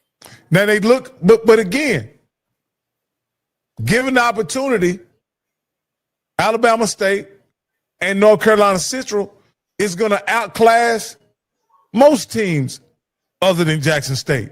Aren't they, Coach? Yeah, in a certain degree, yeah. We just expect more from Florida A&M. I agree. You know what I'm saying? And you can't be down 28-0 in North Carolina Central. You know At what I'm home. saying? At home. Definitely not at home. But this is a 2-year issue that Florida A&M got. And I think Campbell will appreciate this. Hell, they didn't score last year. We'll see now. You're getting So you got to improve from year 1 to year 2. Well, that's the thing. So here's the crazy thing, Rocky. So listen, okay. So let me tell you okay. Let me measure my words. So, Rocky, I'm going to go to your side, right? And you say, hey, Campbell, these are 2 great teams that you lost to. Now, if you look at the rest of our schedule, right? If you look at the rest of our schedule, UAPB, and I'm just talking about just on name recognition, okay? Not what has happened. Just follow me till I'm getting to your point. We should beat UAPB, right? We should beat Valley. We have been beaten Bethune-Cookman. Alabama A&M got a new coach. Southern is down. We've been beating Southern. So what could, in a magical world, in a perfect world, he can win the rest of those games. Because all to me are at least they're 50-50 games. There's no game where this team is that much better than us, right? To your point. Other than Jackson State. I'll say that. I already counted that Jackson State loss. Did you hear me mention Jackson State? I didn't say Jackson State. No. I'm just.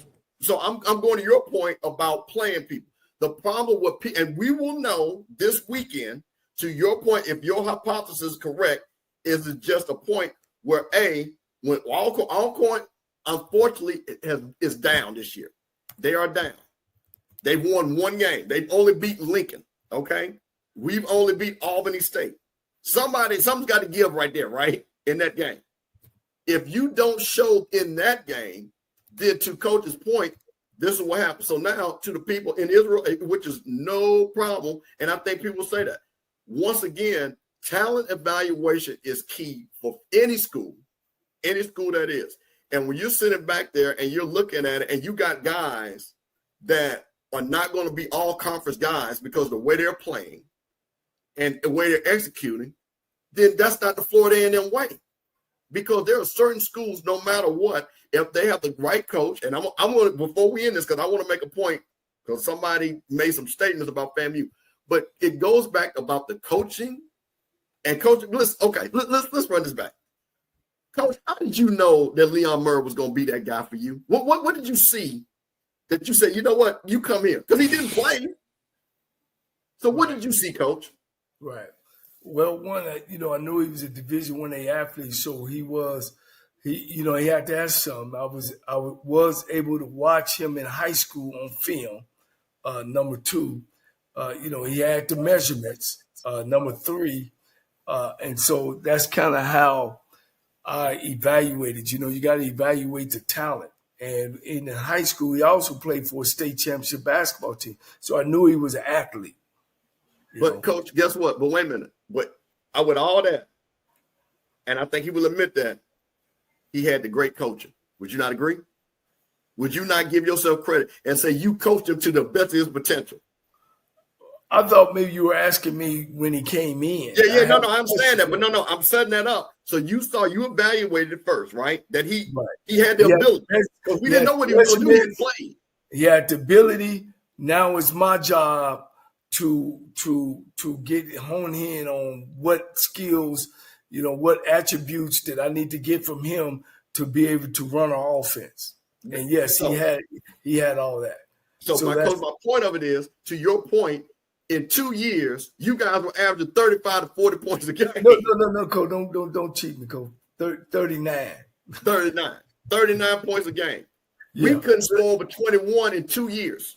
That's right. You see my point? So something has to be analyzed. So it's 2 parts. So you had Daniel Richardson, who clearly had the ability, but we couldn't get over 21 points.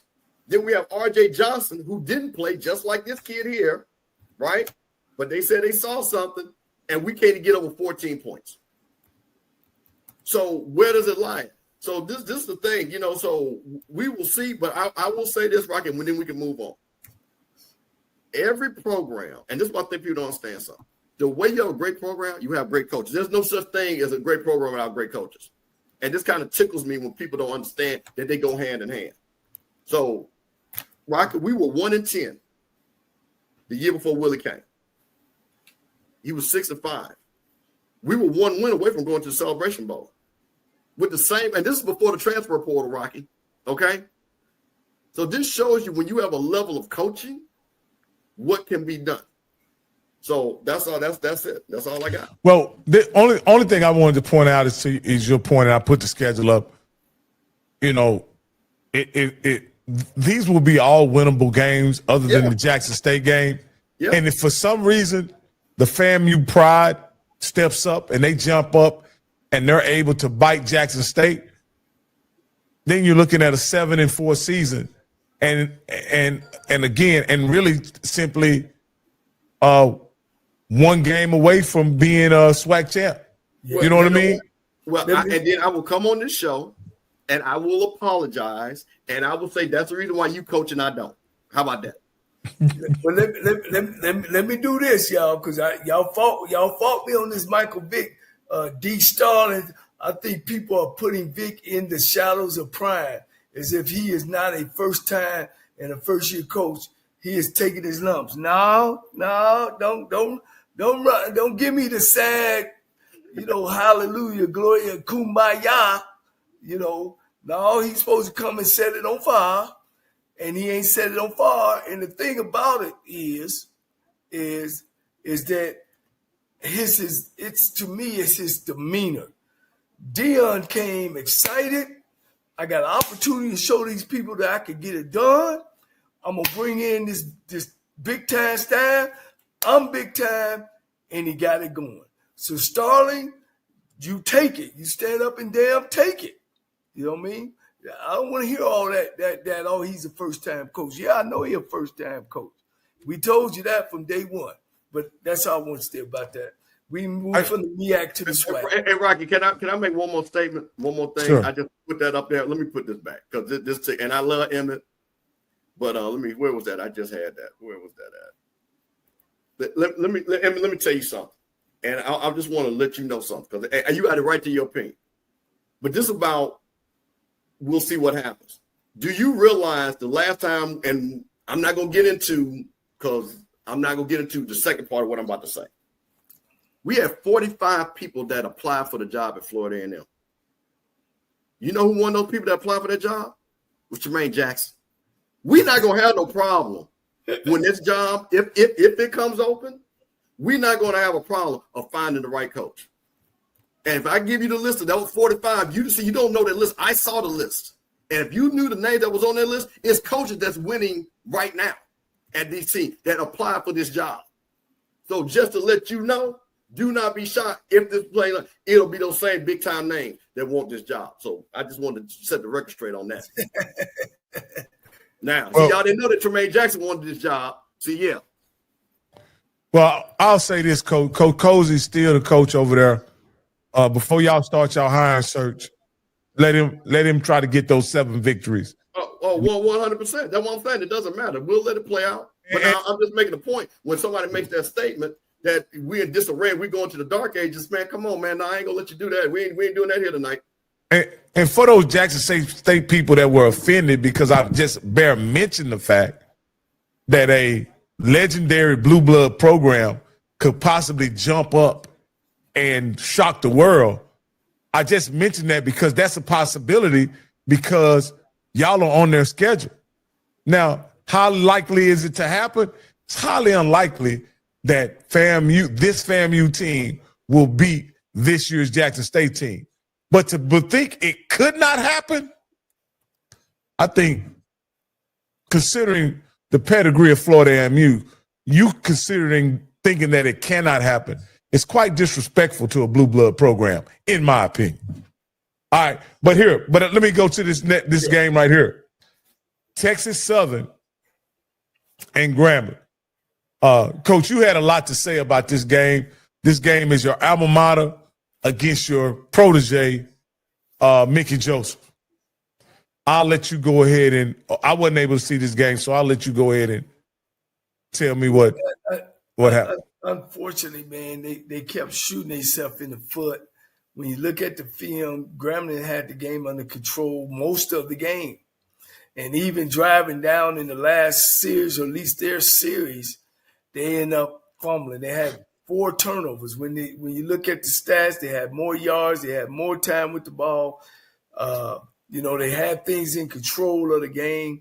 But unfortunately, when you keep giving the other team the ball, things happen. And that, at the end of the day, it was just an ugly game for Grambling. People can question 4th and 1. You down 20-21, just kick the field goal. It's a chip shot. Hell, my daughter probably could have kicked the ball over. You go up 23-21, they get the ball with 2 minutes, 3 minutes left in the game. You don't held them all game. You can maybe hold them in. Do they have an exceptional kicker? I don't know, because I'm not really scouting them, but you can hold them from kicking the field goal. So I don't know why would you go for 4-1. Again, it's something that a head coach sees that he thinks that can happen. And when it don't happen, man, it's mud on your face, unfortunately. But I still got faith that Grambling is going in the right direction. Things like that happen. I watched this game, and hold on, Rock, I just want to say something. Literally, Grambling fumbled this win away. Literally. Yeah. And when you're down there, all my Grambling family, all my young nieces down there looking good, coming back, supporting that, people coming back, and the level of not being able to hold the ball and to lose that game against Texas Southern. I think somebody said this is the first time that Texas Southern Prairie View have beaten Grambling back-to-back in 15, 20 years. That just doesn't happen down there in Grambling. So, and I like Coach Joseph. He understands. Like I say, I'm saying this again, this is a grown man. Coach Joseph's a grown man. He knows what it is. When you're at Grambling, there's expectations. So we got to stop playing this game of people. These men are not soft. They want to win championship. So he knows what it is. It was just disappointing because I think they had this game won and just fumbled it away. All right. Let's look at this Mississippi State Alabama A&M game, guys. What I thought, what looked like a shootout early in the game, Alabama A&M had an explosion in the third quarter and left Mississippi Valley in the dust. Again, one of them situations where Mississippi Valley has good spurts in their games, good spurts, and somehow they unravel defensively from time to time, and they unravel on the offensive end from time to time. Campbell, what happened in this game? I think, and I listen to Coach Buckley, this is just part of those first-year growing pains of when you're coaching Mississippi Valley, and it's just tough, to get the talent. I think Alabama A&M, I think Coach Shea was a little bit embarrassed the last 2 outings that they had. It was homecoming, and I think they wanted to make sure that they righted the ship because they knew they had the Magic City Classic coming up in 2 weeks. So I think this was a great focus on Coach Shea, and I think, again, for our friend T-Buck, he's just going to have to keep building and work that portal next year. But I think Coach Shea understood that, hey, we don't want to go ahead and start a losing streak that we already have. Let's stop it right now. Let's reset and get ready for Alabama State. When I look at these stats, Coach, they were able to play pretty much error-free on the offensive side. But they gave it all up on defense, though. They couldn't stop a nosebleed, didn't look like, Coach.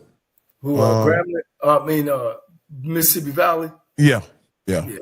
Well, man, you know how much of a quarterback means. Brown is back. He's back in the saddle. No. Brown's not back. This is Eric Hanley, number 8. Brown ain't back yet. This is the backup. I thought, then I got to switch because I didn't see the game. But this kid, this quarterback they got, he's making it happen, man. And now, you got some foundation, you got some solid things going. When you got an offense that's moving the ball and he's in place, good things happen to the whole football team. Have they given us an injury report on Brown? I thought he had came back last week. No, Coach, he didn't come back. I'm trying to see if Mississippi Valley had any punt returns. Coach, does that mean they didn't punt? Shit. They beat them pretty good, Coach. Coach, they had 29 first downs. They had 1 fourth down. And they was 1 for 1 on fourth down. Coach, hey, Coach, let me go back to this just so you can look at this. Box score, team stat. Coach, they had 29 first down, and they was 9 for 13 on third down. So they may have had a few punts. And all you want to do is be 40%. That's way over 40%, ain't it? Yeah, Coach. That's crazy. Yeah. That was a tremendous. Hey, I'm amazed that the guy that we interviewed, Sam Shade, he's putting together our offensive juggernaut over there, and he said he is a defensive guy.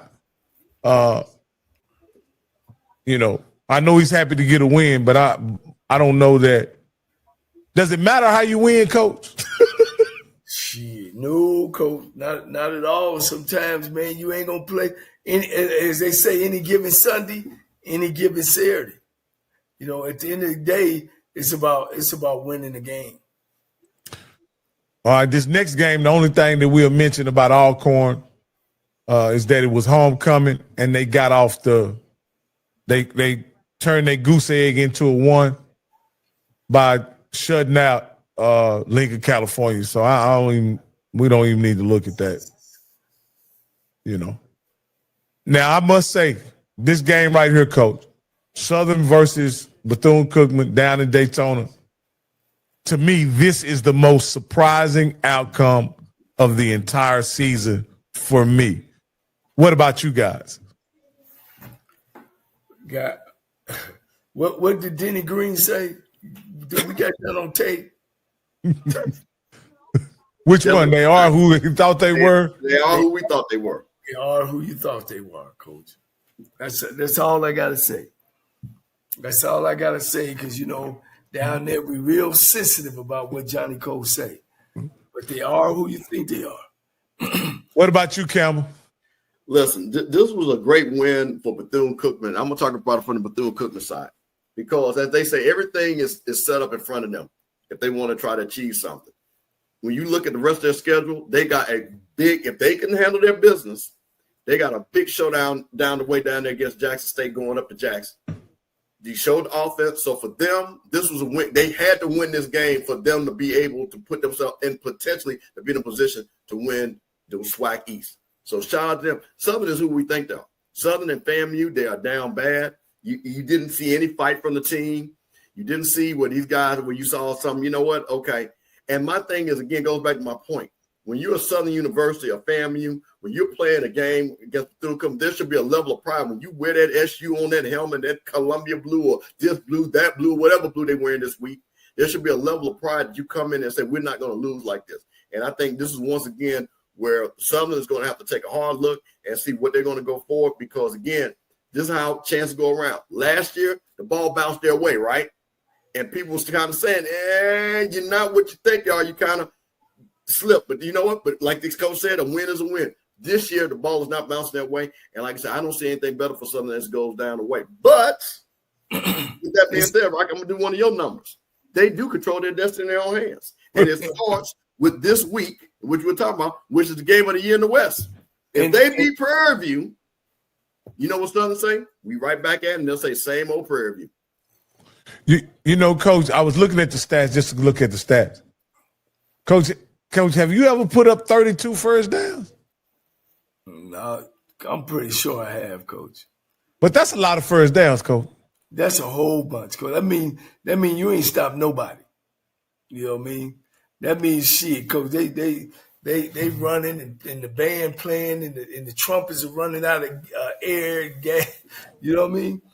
They moving that ball. They threw a lot of hitches and stuff too. Watching that game, is it that Southern just couldn't stop them? They, it was a clinic, Coach. It was a passing clinic. Looked like it was a running clinic too. He said Graves will put in championships against everybody. But guess what, bro? Graves the head coach. So here's what I'm looking at too. I got it. If I'm going to be optimistic about FAMU, I got to do it with Southern. Southern controls their own destiny. Yes, they do. If Southern runs the table, and I don't think they're capable of doing it, but if they do, because Terrence Graves could go down there in the backwoods of Louisiana, pull that monkey foot, dig that monkey foot up from last year, and it could all turn this around. Couldn't he, Campbell? I just said it, right? If he digs that monkey foot up. See, this is the difference. See, this is where, and hey, Coach Jackson, this is your game. This is your game to talk your talk. And if you talk to your players, this is the game that you need to be talking. Because Southern's going to come in there, and I'm trying to tell you that Southern mentality, and they got the right to have it, it's still Prairie View. It's still Prairie View. It's our homecoming, and we're going to win this game.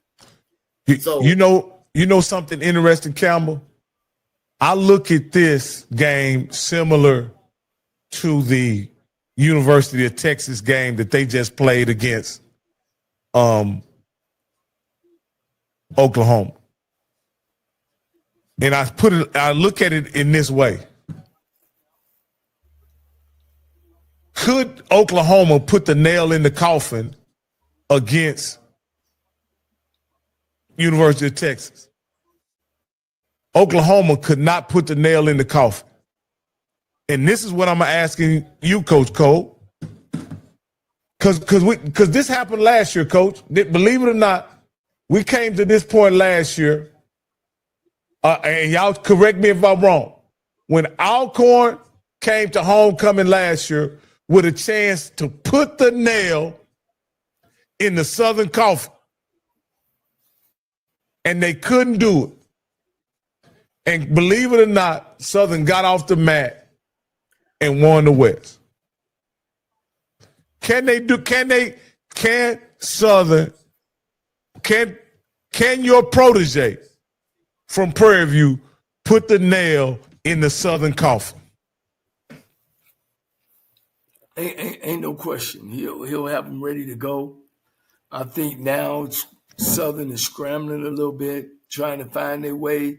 I've been in a dismal program where you wasn't getting things done, kids losing confidence, pointing the fingers.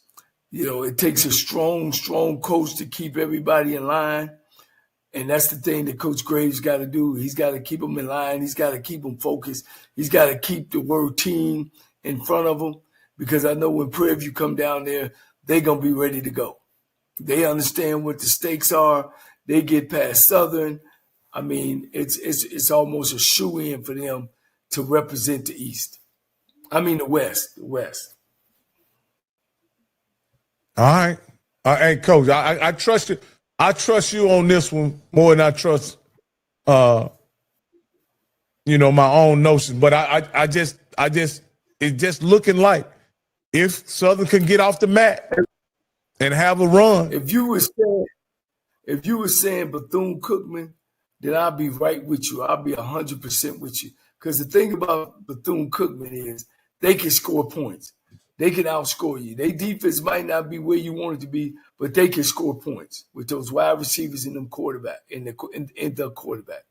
But Southern, that's one of the biggest things about them. I mean, they're really not stopping a lot of people, and they definitely not scoring the football. It sounds like they got the same thing going on with them as the same thing going on at Florida A&M. Yep. Well, Coach, we had the game of the year this past weekend against Jackson State and Alabama State. And boy, was it a doozy. If this was what the SWAC was like when you were in it, Coach, I see why all your herd's gone. If it was like this when you was coaching in the SWAC. Did this game remind you of anything?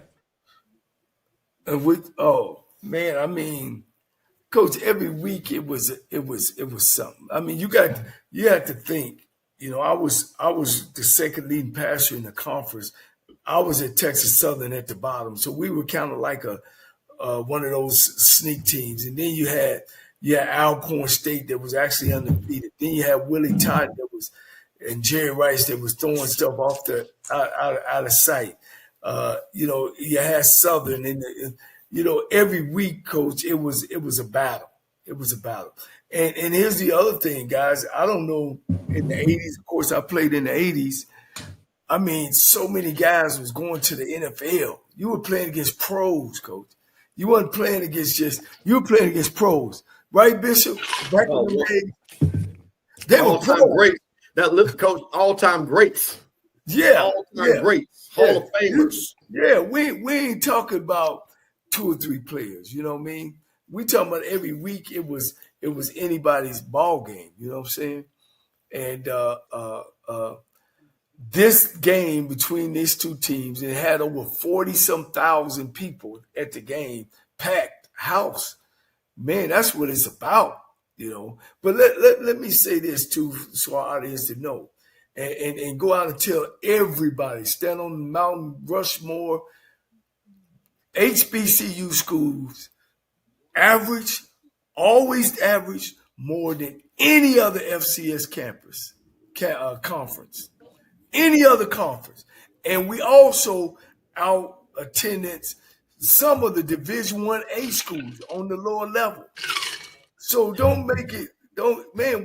there. We there, guys. We there. What we need now is everybody to get the SWAC app, the SWAC TV app. And, man, this thing can blow up, man. We can blow up. And we need to support the conference and support all these football teams. Now, the surprising thing, I ain't going to say the surprising thing about this game, but this game almost went to exactly like the script, like we thought it would be, right? I think we all agree Jackson State had the better team, the overall talent. The only reason why we gave Alabama State a chance is because they had Andrew Body. And it turns out that we were right, Coach. Jackson State had a better team. Andrew Body had a tremendous performance. And it came down to the play we previewed about 30 minutes ago. And that play ultimately decided the outcome of this game, but none of us were shortchanged in this game. We got everything we sat down and looked for. Jacoby Morgan, some people say he threw 5 touchdowns. It says 4 here on it says 4 right here on ESPN. All right. So I'm just hey, don't. It says 4 here on ESPN, just so y'all know. But if he threw 5, he threw 5. Shout out to Jacoby Morgan. He had a great game. He did exactly what his team needed him to do. Shout out to Jacoby Morgan.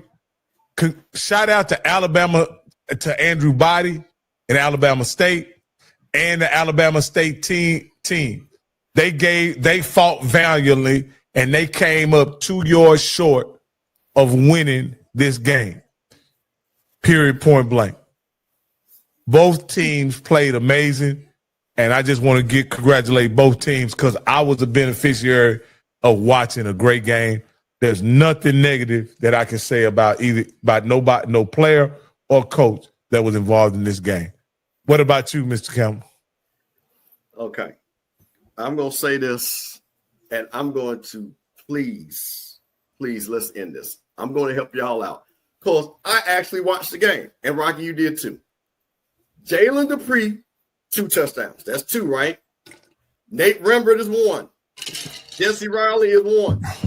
Jamar Savage is 1. How many is that, Rocky? That's 5 by my count, what you just got. That's 5 TDs. So who did they shortchange in this here? Oh, they don't have Savage with a touchdown. That's there it. You go. There's your 5. Okay, so let's look at the game cast and see if they catch it on the game cast. Did they call one no, of them man, back? he ain't got to do all that. He got 5. There you go, right there. Yeah. No. I'm just wondering, did they list Shamar Savage's touchdown on the game cast? That's all I'm That's saying. what I'm saying with the first touchdown. That's what I'm like, because you know what? And I'm gonna tell you, no, hold on. But this is what's funny, Rocky. No. If you Let me love tell to you, travel, Capital One has a let's talk rewards about credit this. card that And opens everybody up a world that of was watching the watch possibilities. party, With Venture stop that. X, you earn Shut down. unlimited double miles on everything. Everybody watched the watch party because Rocky, you hadn't gotten on yet. What happened was the Bowling Green game and Toledo game had bled over, right? So I bet you money, knowing ESPN not respecting the big game, that was the first time. When it got cut in, it was already 7-0. We were like, who scored? I didn't even know who scored. All the people in the stadium were there. Somebody texted me, and that's how I knew who scored. So that's what happened. So it was 5 touchdowns. I just let y'all know who the 5 were. So now we can move on. Okay. So it's 5 touchdowns. Congratulations to Jacoby Morgan and the 5 touchdown coach. What stuck out to you in this game, and what were some of the things that you really, liked about this game? Well, I got to admit that I didn't get to see the game. I got to see certain plays, but I kind of knew myself what would happen, from just my experience. And I told you guys all the way through that it's going to be a close game and Jackson State is going to pull it out. And that's the way I felt about the game. So I didn't get a chance to watch the game. I was hoping that it was coming on SWAC TV, but it didn't. So I didn't get to watch the game to its entirety. So me making a comment from that angle, I don't think so. I could just make a comment from, you got a head coach in T.C. Taylor. You're looking at Coach Robinson, a newbie per se. You got 2 top players on Jackson State's team, and Savage and Rembrandt, that were top players from 2 SWAC teams. So it's almost like Jackson State is the All-American team now that's in the SWAC. You want to win a SWAC championship in the SWAC, transfer to Jackson State. But I don't want that to take anything from the job that T.C. Taylor is doing either. So that's where I'm kind of with it. Hey, Coach, I want to set this up right here, Coach.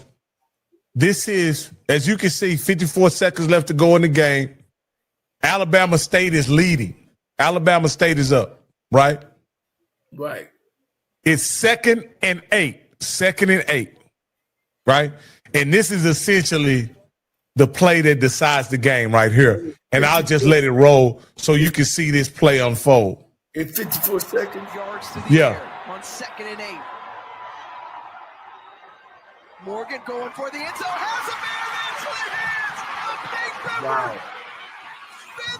Now, Coach, what's interesting? Was that Wimbrand? Yeah, that's Rembrandt.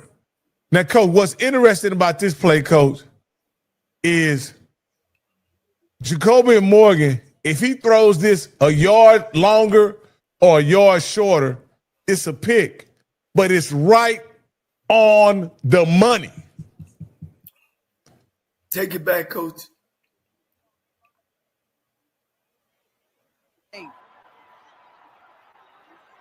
Morgan going for. That's bad by that linebacker on that slot receiver. Coach, what did that look like? Does that not remind you of something that we saw the very first game of the season? Yeah, that Prairie View game. Oh, right.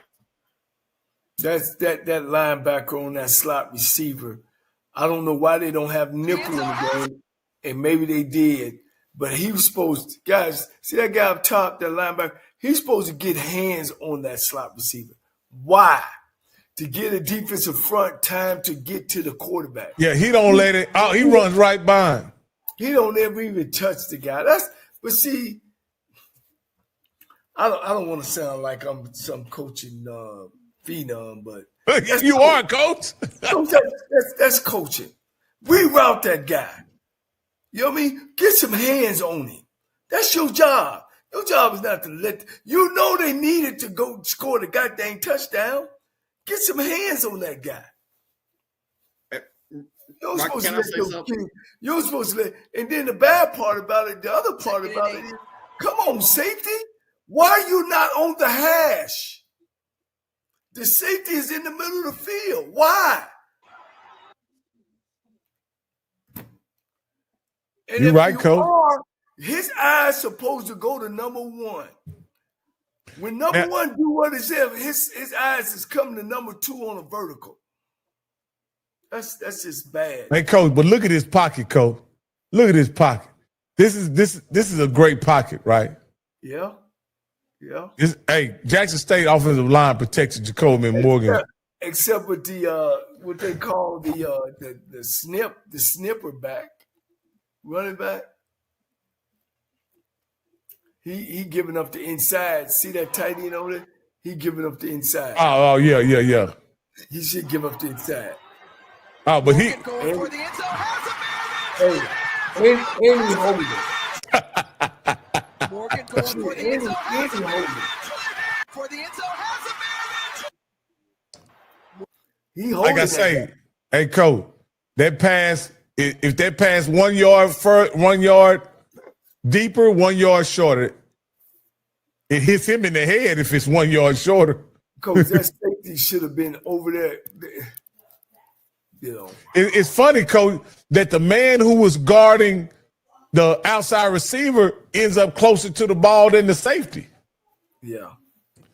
Yeah, but Coach, like I said, it was a tremendous game. Jacoby Morgan, he played great. Shout out to Jacoby Morgan. I can't say enough about how he played in the clutch. You know, Coach, but to be honest with you, they were able to run the ball and throw a couple screens to get the ball down there. You know what I mean? It was really a masterful job of play calling that TC Taylor had. For sure.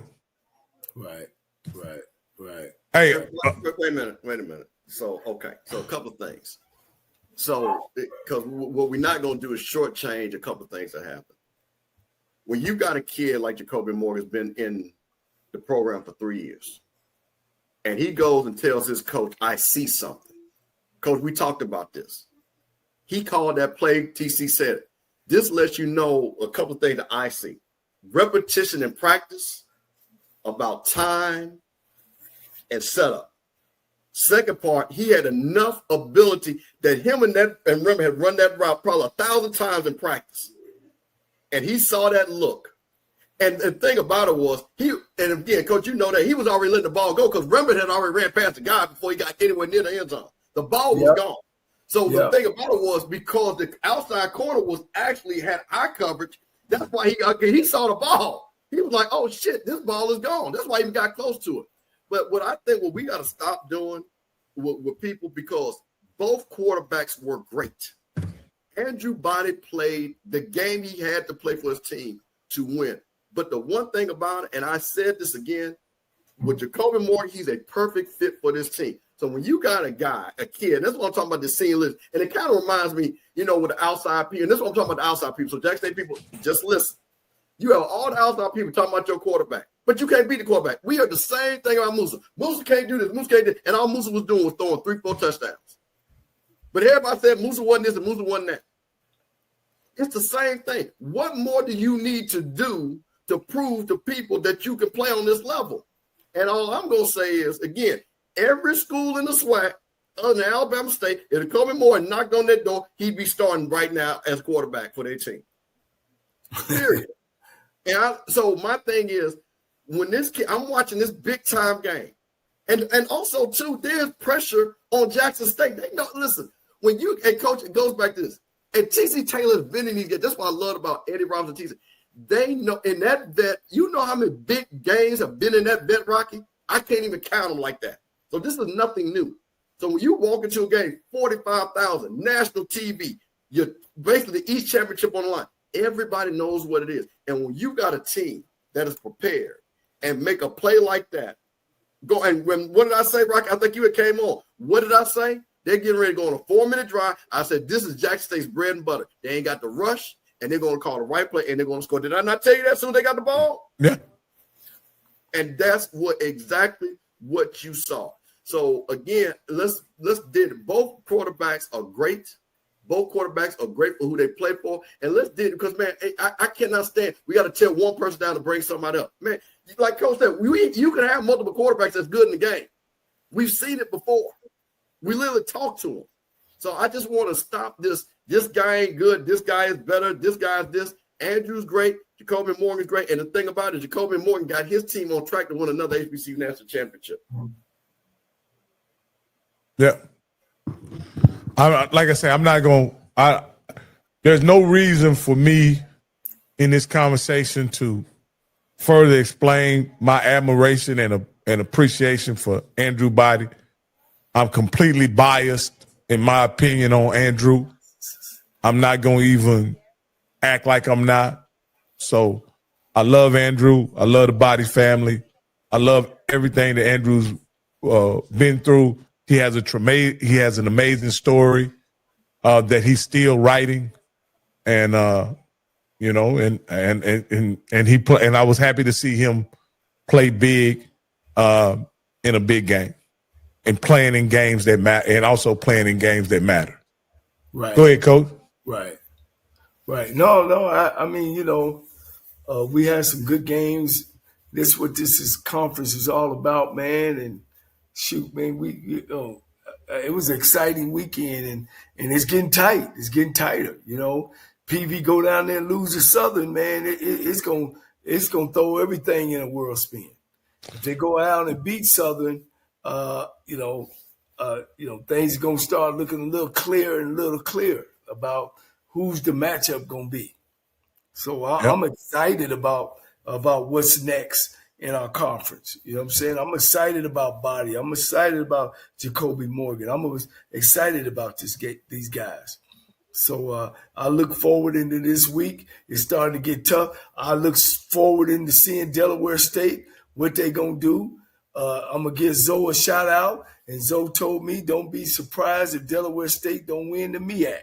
And I told him, I'll be surprised as hell as Santa Claus coming down my damn chimney. On Thanksgiving, not Christmas. Christmas. Now, am I sold on Deshaun Jackson? I am. I think that he got some good qualities. He cares. He wants to be there. He's saying the right thing, and I can appreciate that as an HBCU guy and an HBCU coach. Don't take my job, man, and then put your foot on it. You know, don't do that. Take my job and take the pride in it that you there to help, you know, this program move forward and win football games. Hey guys. Hey, I want to thank y'all for tuning in. We're gonna do our picks and then we're gonna get out of here. But if you could just please take a moment to like and subscribe. When I logged on, we were just a couple subscribers away from 3,100. If we could get a few more subscriptions, I greatly appreciate it, man. And my camera just tripped. Is it trying to follow me? Oh yeah. All right, but anyway, let's get to these picks for next week, and then we can get on out of here. All right, I'll go first. I'll go first. Well, we'll do that one last. Let's do this one first. Alcorn and Florida A&M. Whew, that's the toilet bowl. Oh, I didn't mean to say that. Oh. I can't, and I'm going to be honest with you guys. I can't pick Alcorn in this game. I know Florida A&M is struggling, but I don't think they're struggling as much as Alcorn. So I got to take Florida A&M in this game. I'm just going to say. I'm just interested. I got to know what Steve thinks about this game since it's his homecoming. Well, I will be down there Thursday afternoon. We'll be down there raising some money for Florida A&M and unveiling Dr. Humphreys, our great president statue at 8 a.m. So, hey, man, Dr. Humphreys had that saying about the dark clouds over the family football team. But I'm going to say this. This is a must-win game for Florida A&M University. Because there'll be – nobody's going to accept anything else but a win. So I'm just going to say that FAMU and the players understand that. It's going to be packed. It's sold out already. There's going to be a beautiful day. So everybody's going to be in that stadium. We've got our first female head drum major. They're going to do something really special for it with the band. So everybody's going to be in the stands. And, you know, Alcorn has not played well. Alcorn is not a good team. They're not. They, like I say, I think FAMU, me watching FAMU and Alcorn, FAMU has played better. And that's not saying a lot, but FAMU has played better. And FAMU definitely has more talent. So FAMU definitely, I think, Coach, did we get 28 points this game?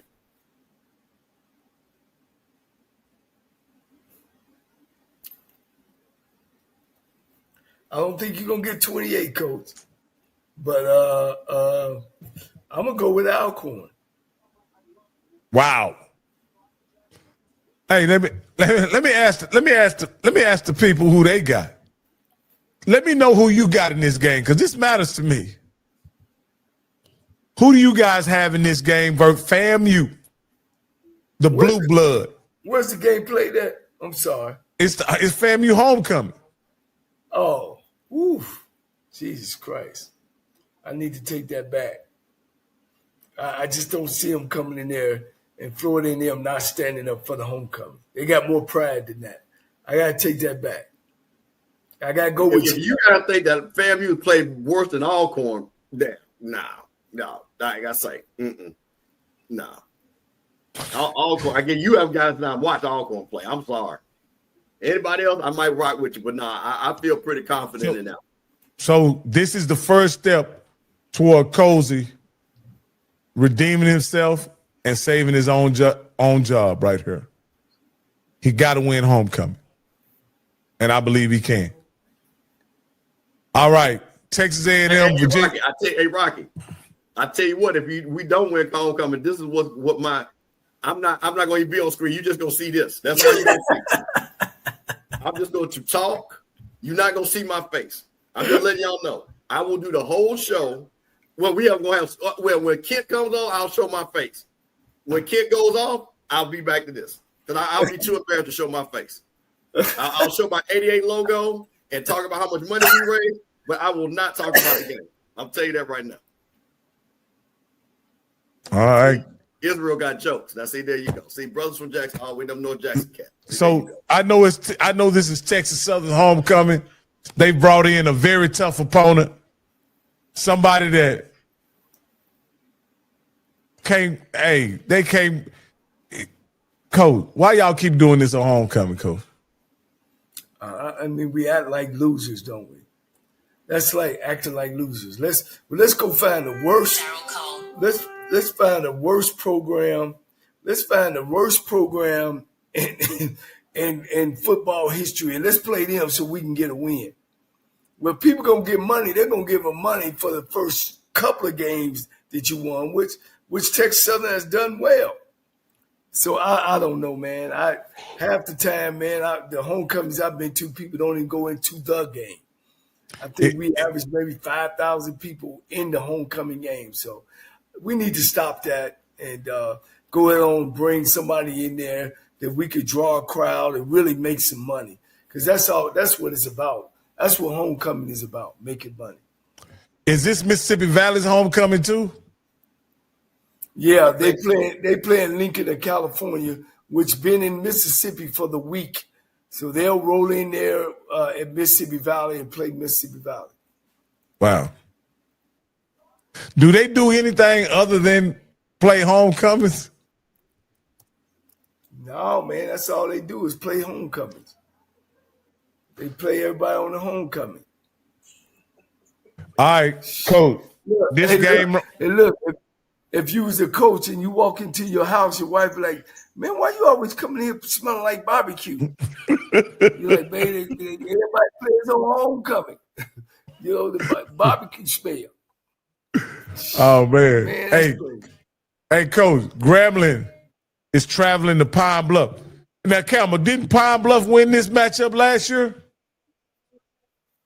Ooh, that I don't know. Y'all correct me if I'm wrong, because I thought Pine Bluff, I know they upset Prairie View. No, they didn't. I don't think they upset Arkansas. I don't think they upset Grambling. But I know they upset Prairie View, Coach. Hey, but in this game right here, Coach, can Grambling hold on to the ball and get a victory in Pine Bluff? Yeah, they're going to have to, Coach, or they'll run him out of town that night. Wow. You know, they had to. They got to be ready to go. Hey, Rocky, put me in the center screen. Huh? Put me in the center. In the what? Put me in the center real quick. Oh, okay. Like right, like this. That if this is gonna be me next week, if we lose, right here. And if Grambling loses, because I will put on my G and have the same bag for Grambling, because you know Grambling my fault. So no, Coach, Grambling cannot listen. Coach, Grambling cannot lose to Arkansas Pine Bluff, because you're gonna play that, and then I got all the Grambling gear. It don't matter. It's Arkansas Pine Bluff. Grambling has got to win that game. So Rocky, I'm telling you, if I start the show like this, you already know. Don't ask me what the score is. When you say this is the score, this is what it is right here. Wow. All right, Coach. That's pretty tough, Steve. That's pretty tough. Let's go back to this. All right. Let me ask. All right. Damn, what happened? No, that was me. Go ahead. Oh, my bad. All right. All right, Coach. This is the game of the week right here, Coach. The Blue Blood. Southern University. With all the pride and gumbo, crawfish and fried catfish you can have on home. I'm not coming to homecoming on this weekend. If it wasn't for the shutdown, I probably would go. But Southern and Prairie View on homecoming. I got to take Prairie View in this one. Southern hadn't shown me much all year, but what I can say is, can Coach Graves pull a monkey foot out of his hat? He gonna need more than a goddamn monkey foot. He gonna have to get that thing going in the right direction, Coach. Because I know Coach Jackson is jumping at the bits, and they starting to smell that championship, Coach. It's tough to beat momentum, and they snuck out of Alcorn on the chinny chin chin. I don't think they're gonna get it that way. They know they gotta stop that Holly kid, make Southern one-dimensional, and I just don't see it happening. Coach, I'm going to look at these standings right quick for the SWAC, if we could, before we get out of here. Campbell, you taking Prairie View as well, or are you taking Southern? Man, no. Because let me tell you something. Coach Jackson told y'all he ain't playing with folks. He didn't go to recess. He ain't about to play with something. And he knows to get them where they got to go, it starts with this game right here. They've got to, as they say, they got to beat the big dog to beat a big dog. This goes back to the same thing. They got the same mission that Alabama had State. Southern, no matter what you want to say, they still the big dogs over there in the West until you knock them off. So he got to go in there. So no recess. No recess. We ain't playing no game down there, bro. You know, hey, Coach. Let me tell you. Y'all, let me say this. Y'all remember the movie Rambo? When they did Rambo wrong, he was up in them damn woods, and his damn colonel, they were asking his colonel, man, who we dealing with? Well, damn, I'm that damn count, that colonel. And I know who you're dealing with. Tremaine Jackson, Coach, right now is following them kids to class. He done turned up the fire. They're going to eat breakfast in the morning, and they're going to be ready and focused to win. They smelling blood, man. And I know he got that coaching staff ready to go, and they coaching just like they showed up in August. He knows that. It's time to turn it up a little more. He ain't down there relaxing and sitting on his morals. He know that when you start winning, people, when you start saying stuff, people start taking your words in a different way. They start taking them more serious. And those kids, he making sure those kids don't understand. Make sure you in them classrooms, you sitting in the front 3 seats, your back is against the chair and your feet is flat on the ground. Mandatory breakfast. I don't care if you got to fly in from Africa. You better be in there. And he on that coach, making sure they doing what they supposed to do. Coach. They're not going to fall off. Coach, Prairie View is averaging 21 points a game. Yes, sir. 3 points less. This is in the conference. 3 points less than the national average. They average giving up 15.3 points a game. Is this sustainable to win the conference, or do they have to start putting up more points? Well, let's go back and look at Southern. Let's just see how many they have. Yeah, Southern's averaging 9. 12. So that's your answer. You know what I'm saying? Southern is averaging 13.5, so let's give them their credit. Yeah. So guess what? So what you just said, Rock, even then, it's still within the mean for Prairie View to win. So Prairie View got to come out and score 4 touchdowns to beat Prairie View's average, let alone their defense, getting their defense involved. So there you go. Hey. Well, it don't look like we're going to need any fancy math to figure out who wins so far. Yes. Who wins these 2 divisions. As we say, they are who we think they are. Absolutely. Hey, but I'm telling you, that last play at the Labor Day Classic, boy, is sitting strong, ain't it, Coach? Yes, sir. You need those, Coach. You need those. You need that help, Coach. Shit, man. I try to think back.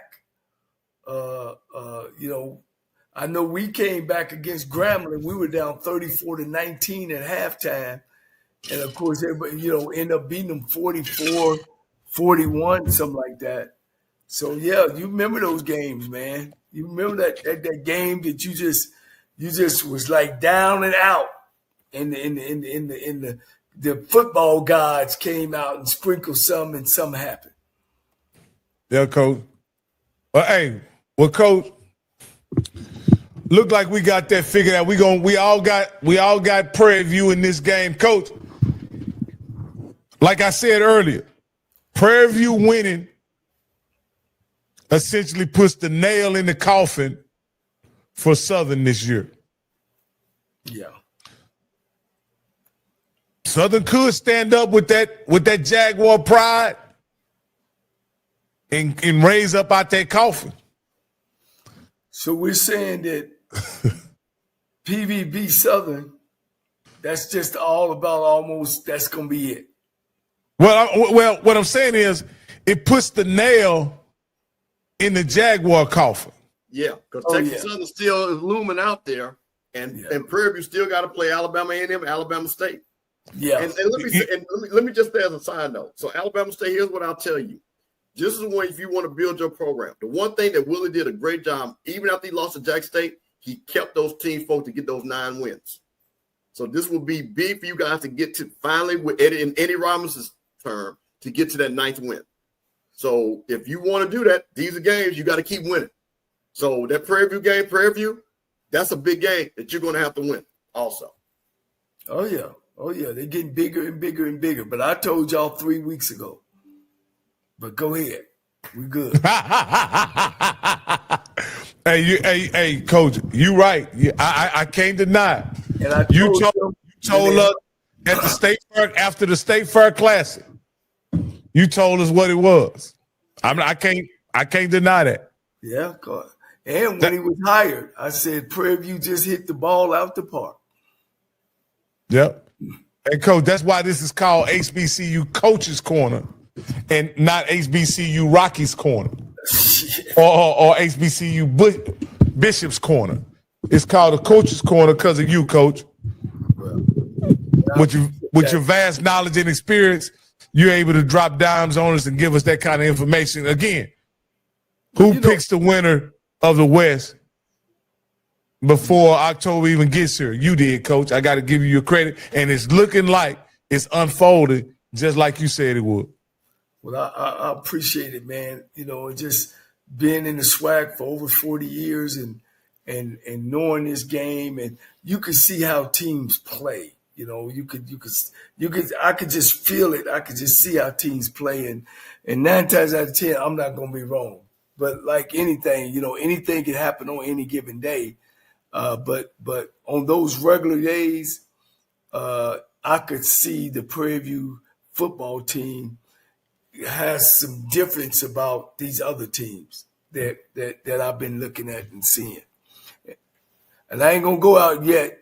You know, we're gonna go out on and see it on through and see who's the 2 teams. You know, and most likely right now, if I'm Jackson State or I'm Prairie View, I'm figuring saving my money. So which place I'm gonna go? Either I'm going to Mississippi or we coming to Houston, Texas. Absolutely. Like I say, I'd love to go to Jackson State on the first Saturday in December, isn't it, Coach?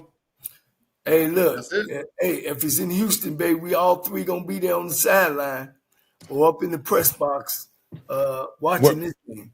Wherever we want to. Yeah. Hey, Coach, you got anything, Campbell, before we I do. All right. So I try not to do this, but somebody made the statement, you know, Very Show, shout out to Very Show. So, you know, I watch people, and again, that's their business. But I heard somebody say, the people in the SWAC finally, you know, they learned what we knew about the MEAC about FAMU. And this person went to Central. So she said, she was in school, FAMU wasn't good. So here's what I'm going to say to you Central people. This is what I know about Central when I was in school and when I was around. In 1999, y'all were 4-6. In 2001, you were 5-4. 2002, you were 4-6. 2003, you was 2-4-6. 2008, you were 4-7. 2009, you were 4-7. 2010, you were 3-8. 2011, you were 2-9. 2013, you were 5-7. See a theme there? 2019, you were 4-8. So that's what I remember about Central. So see, remember this, Coach. Every great school. So you know why they're good now, Coach? They got a great coach, right? Trey Alder's a great coach.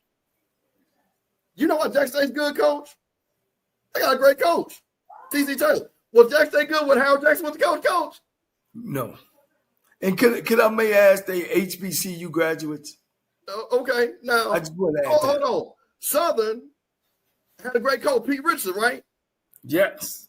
Grambling had a great coach, Eddie Robinson, right? And Rob Broadway and Melvin Spears and so you see, so I'm going to say this to people. So I know y'all think that football started in 2000. Okay, because I know that. But see, don't tell me what FAMU was, because see, I know what y'all ain't.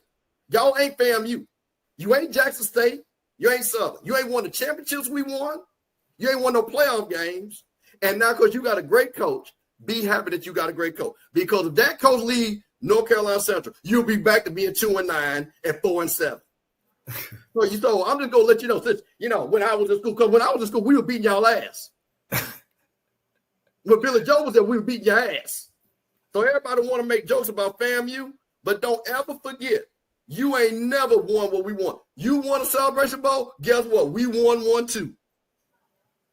We won a national championship. You ain't never won a national championship. We won playoff game. You ain't never won. So whenever you in school, that's fine. Because when I was in school, we was whooping you.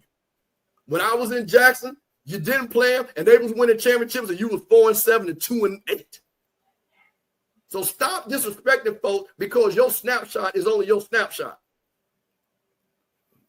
So see, like I say, me and this coach right here, we've seen it. We old enough to see it where it comes in cycles. So if y'all think FAMU going to be down for 10, 20 years, believe that if you want to.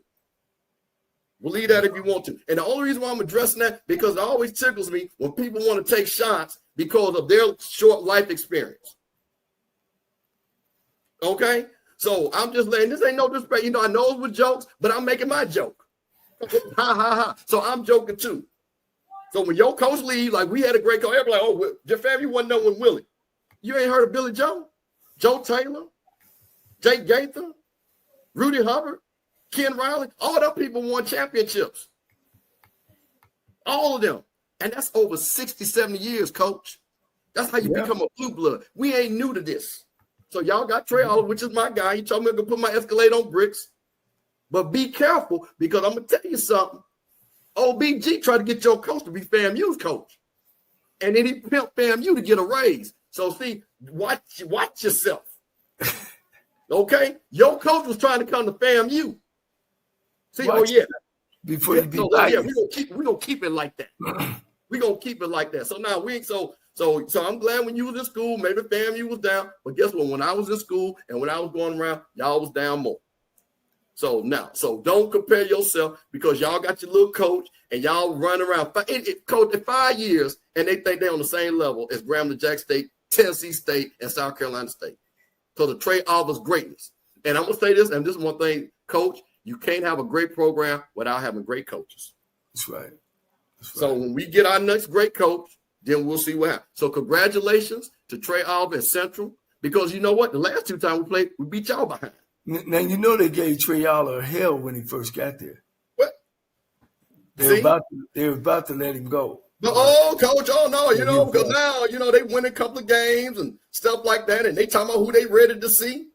Well, they weren't ready for Trey. Trey was a young guy, fast with his lips and mouth, but he knew what he was doing. He knew where he wanted to go take the program, and thank God they stayed with him. And look at him now.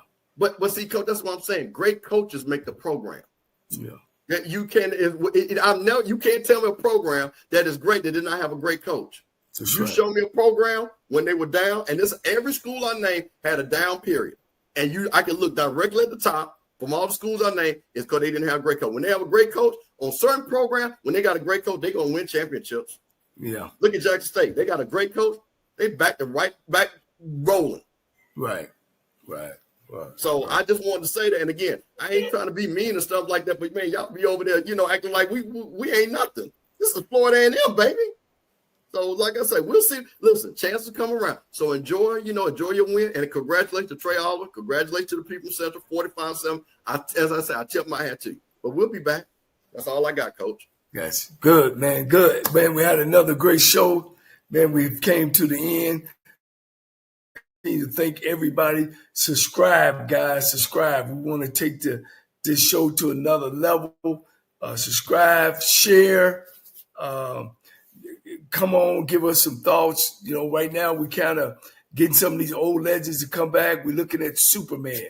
I'm just going to leave it right there. Everybody know who Superman is. He played for Jackson State. Right now he's scheduled to come next Tuesday. We also talking about Ricky Jones from Alabama State, who took them to the national title in 1990. And, I just got a whole plethora of friends and great ideals that I want to do with the show. But I can't do it without you subscribing, without you sharing, without you tuning in. I appreciate you. I thank you. Man, hopefully this war is over in Gaza. No man, nobody, no children, enough killings. I want to thank God for overcovering that, man. And like I said, man, this is a beautiful world. I can't say enough about all the beautiful times I've had, but I had some bad times. And when I get them bad times, hey, I hang on at the end of the rope and I tie a knot and I hold on tight, because ain't nobody bad like me.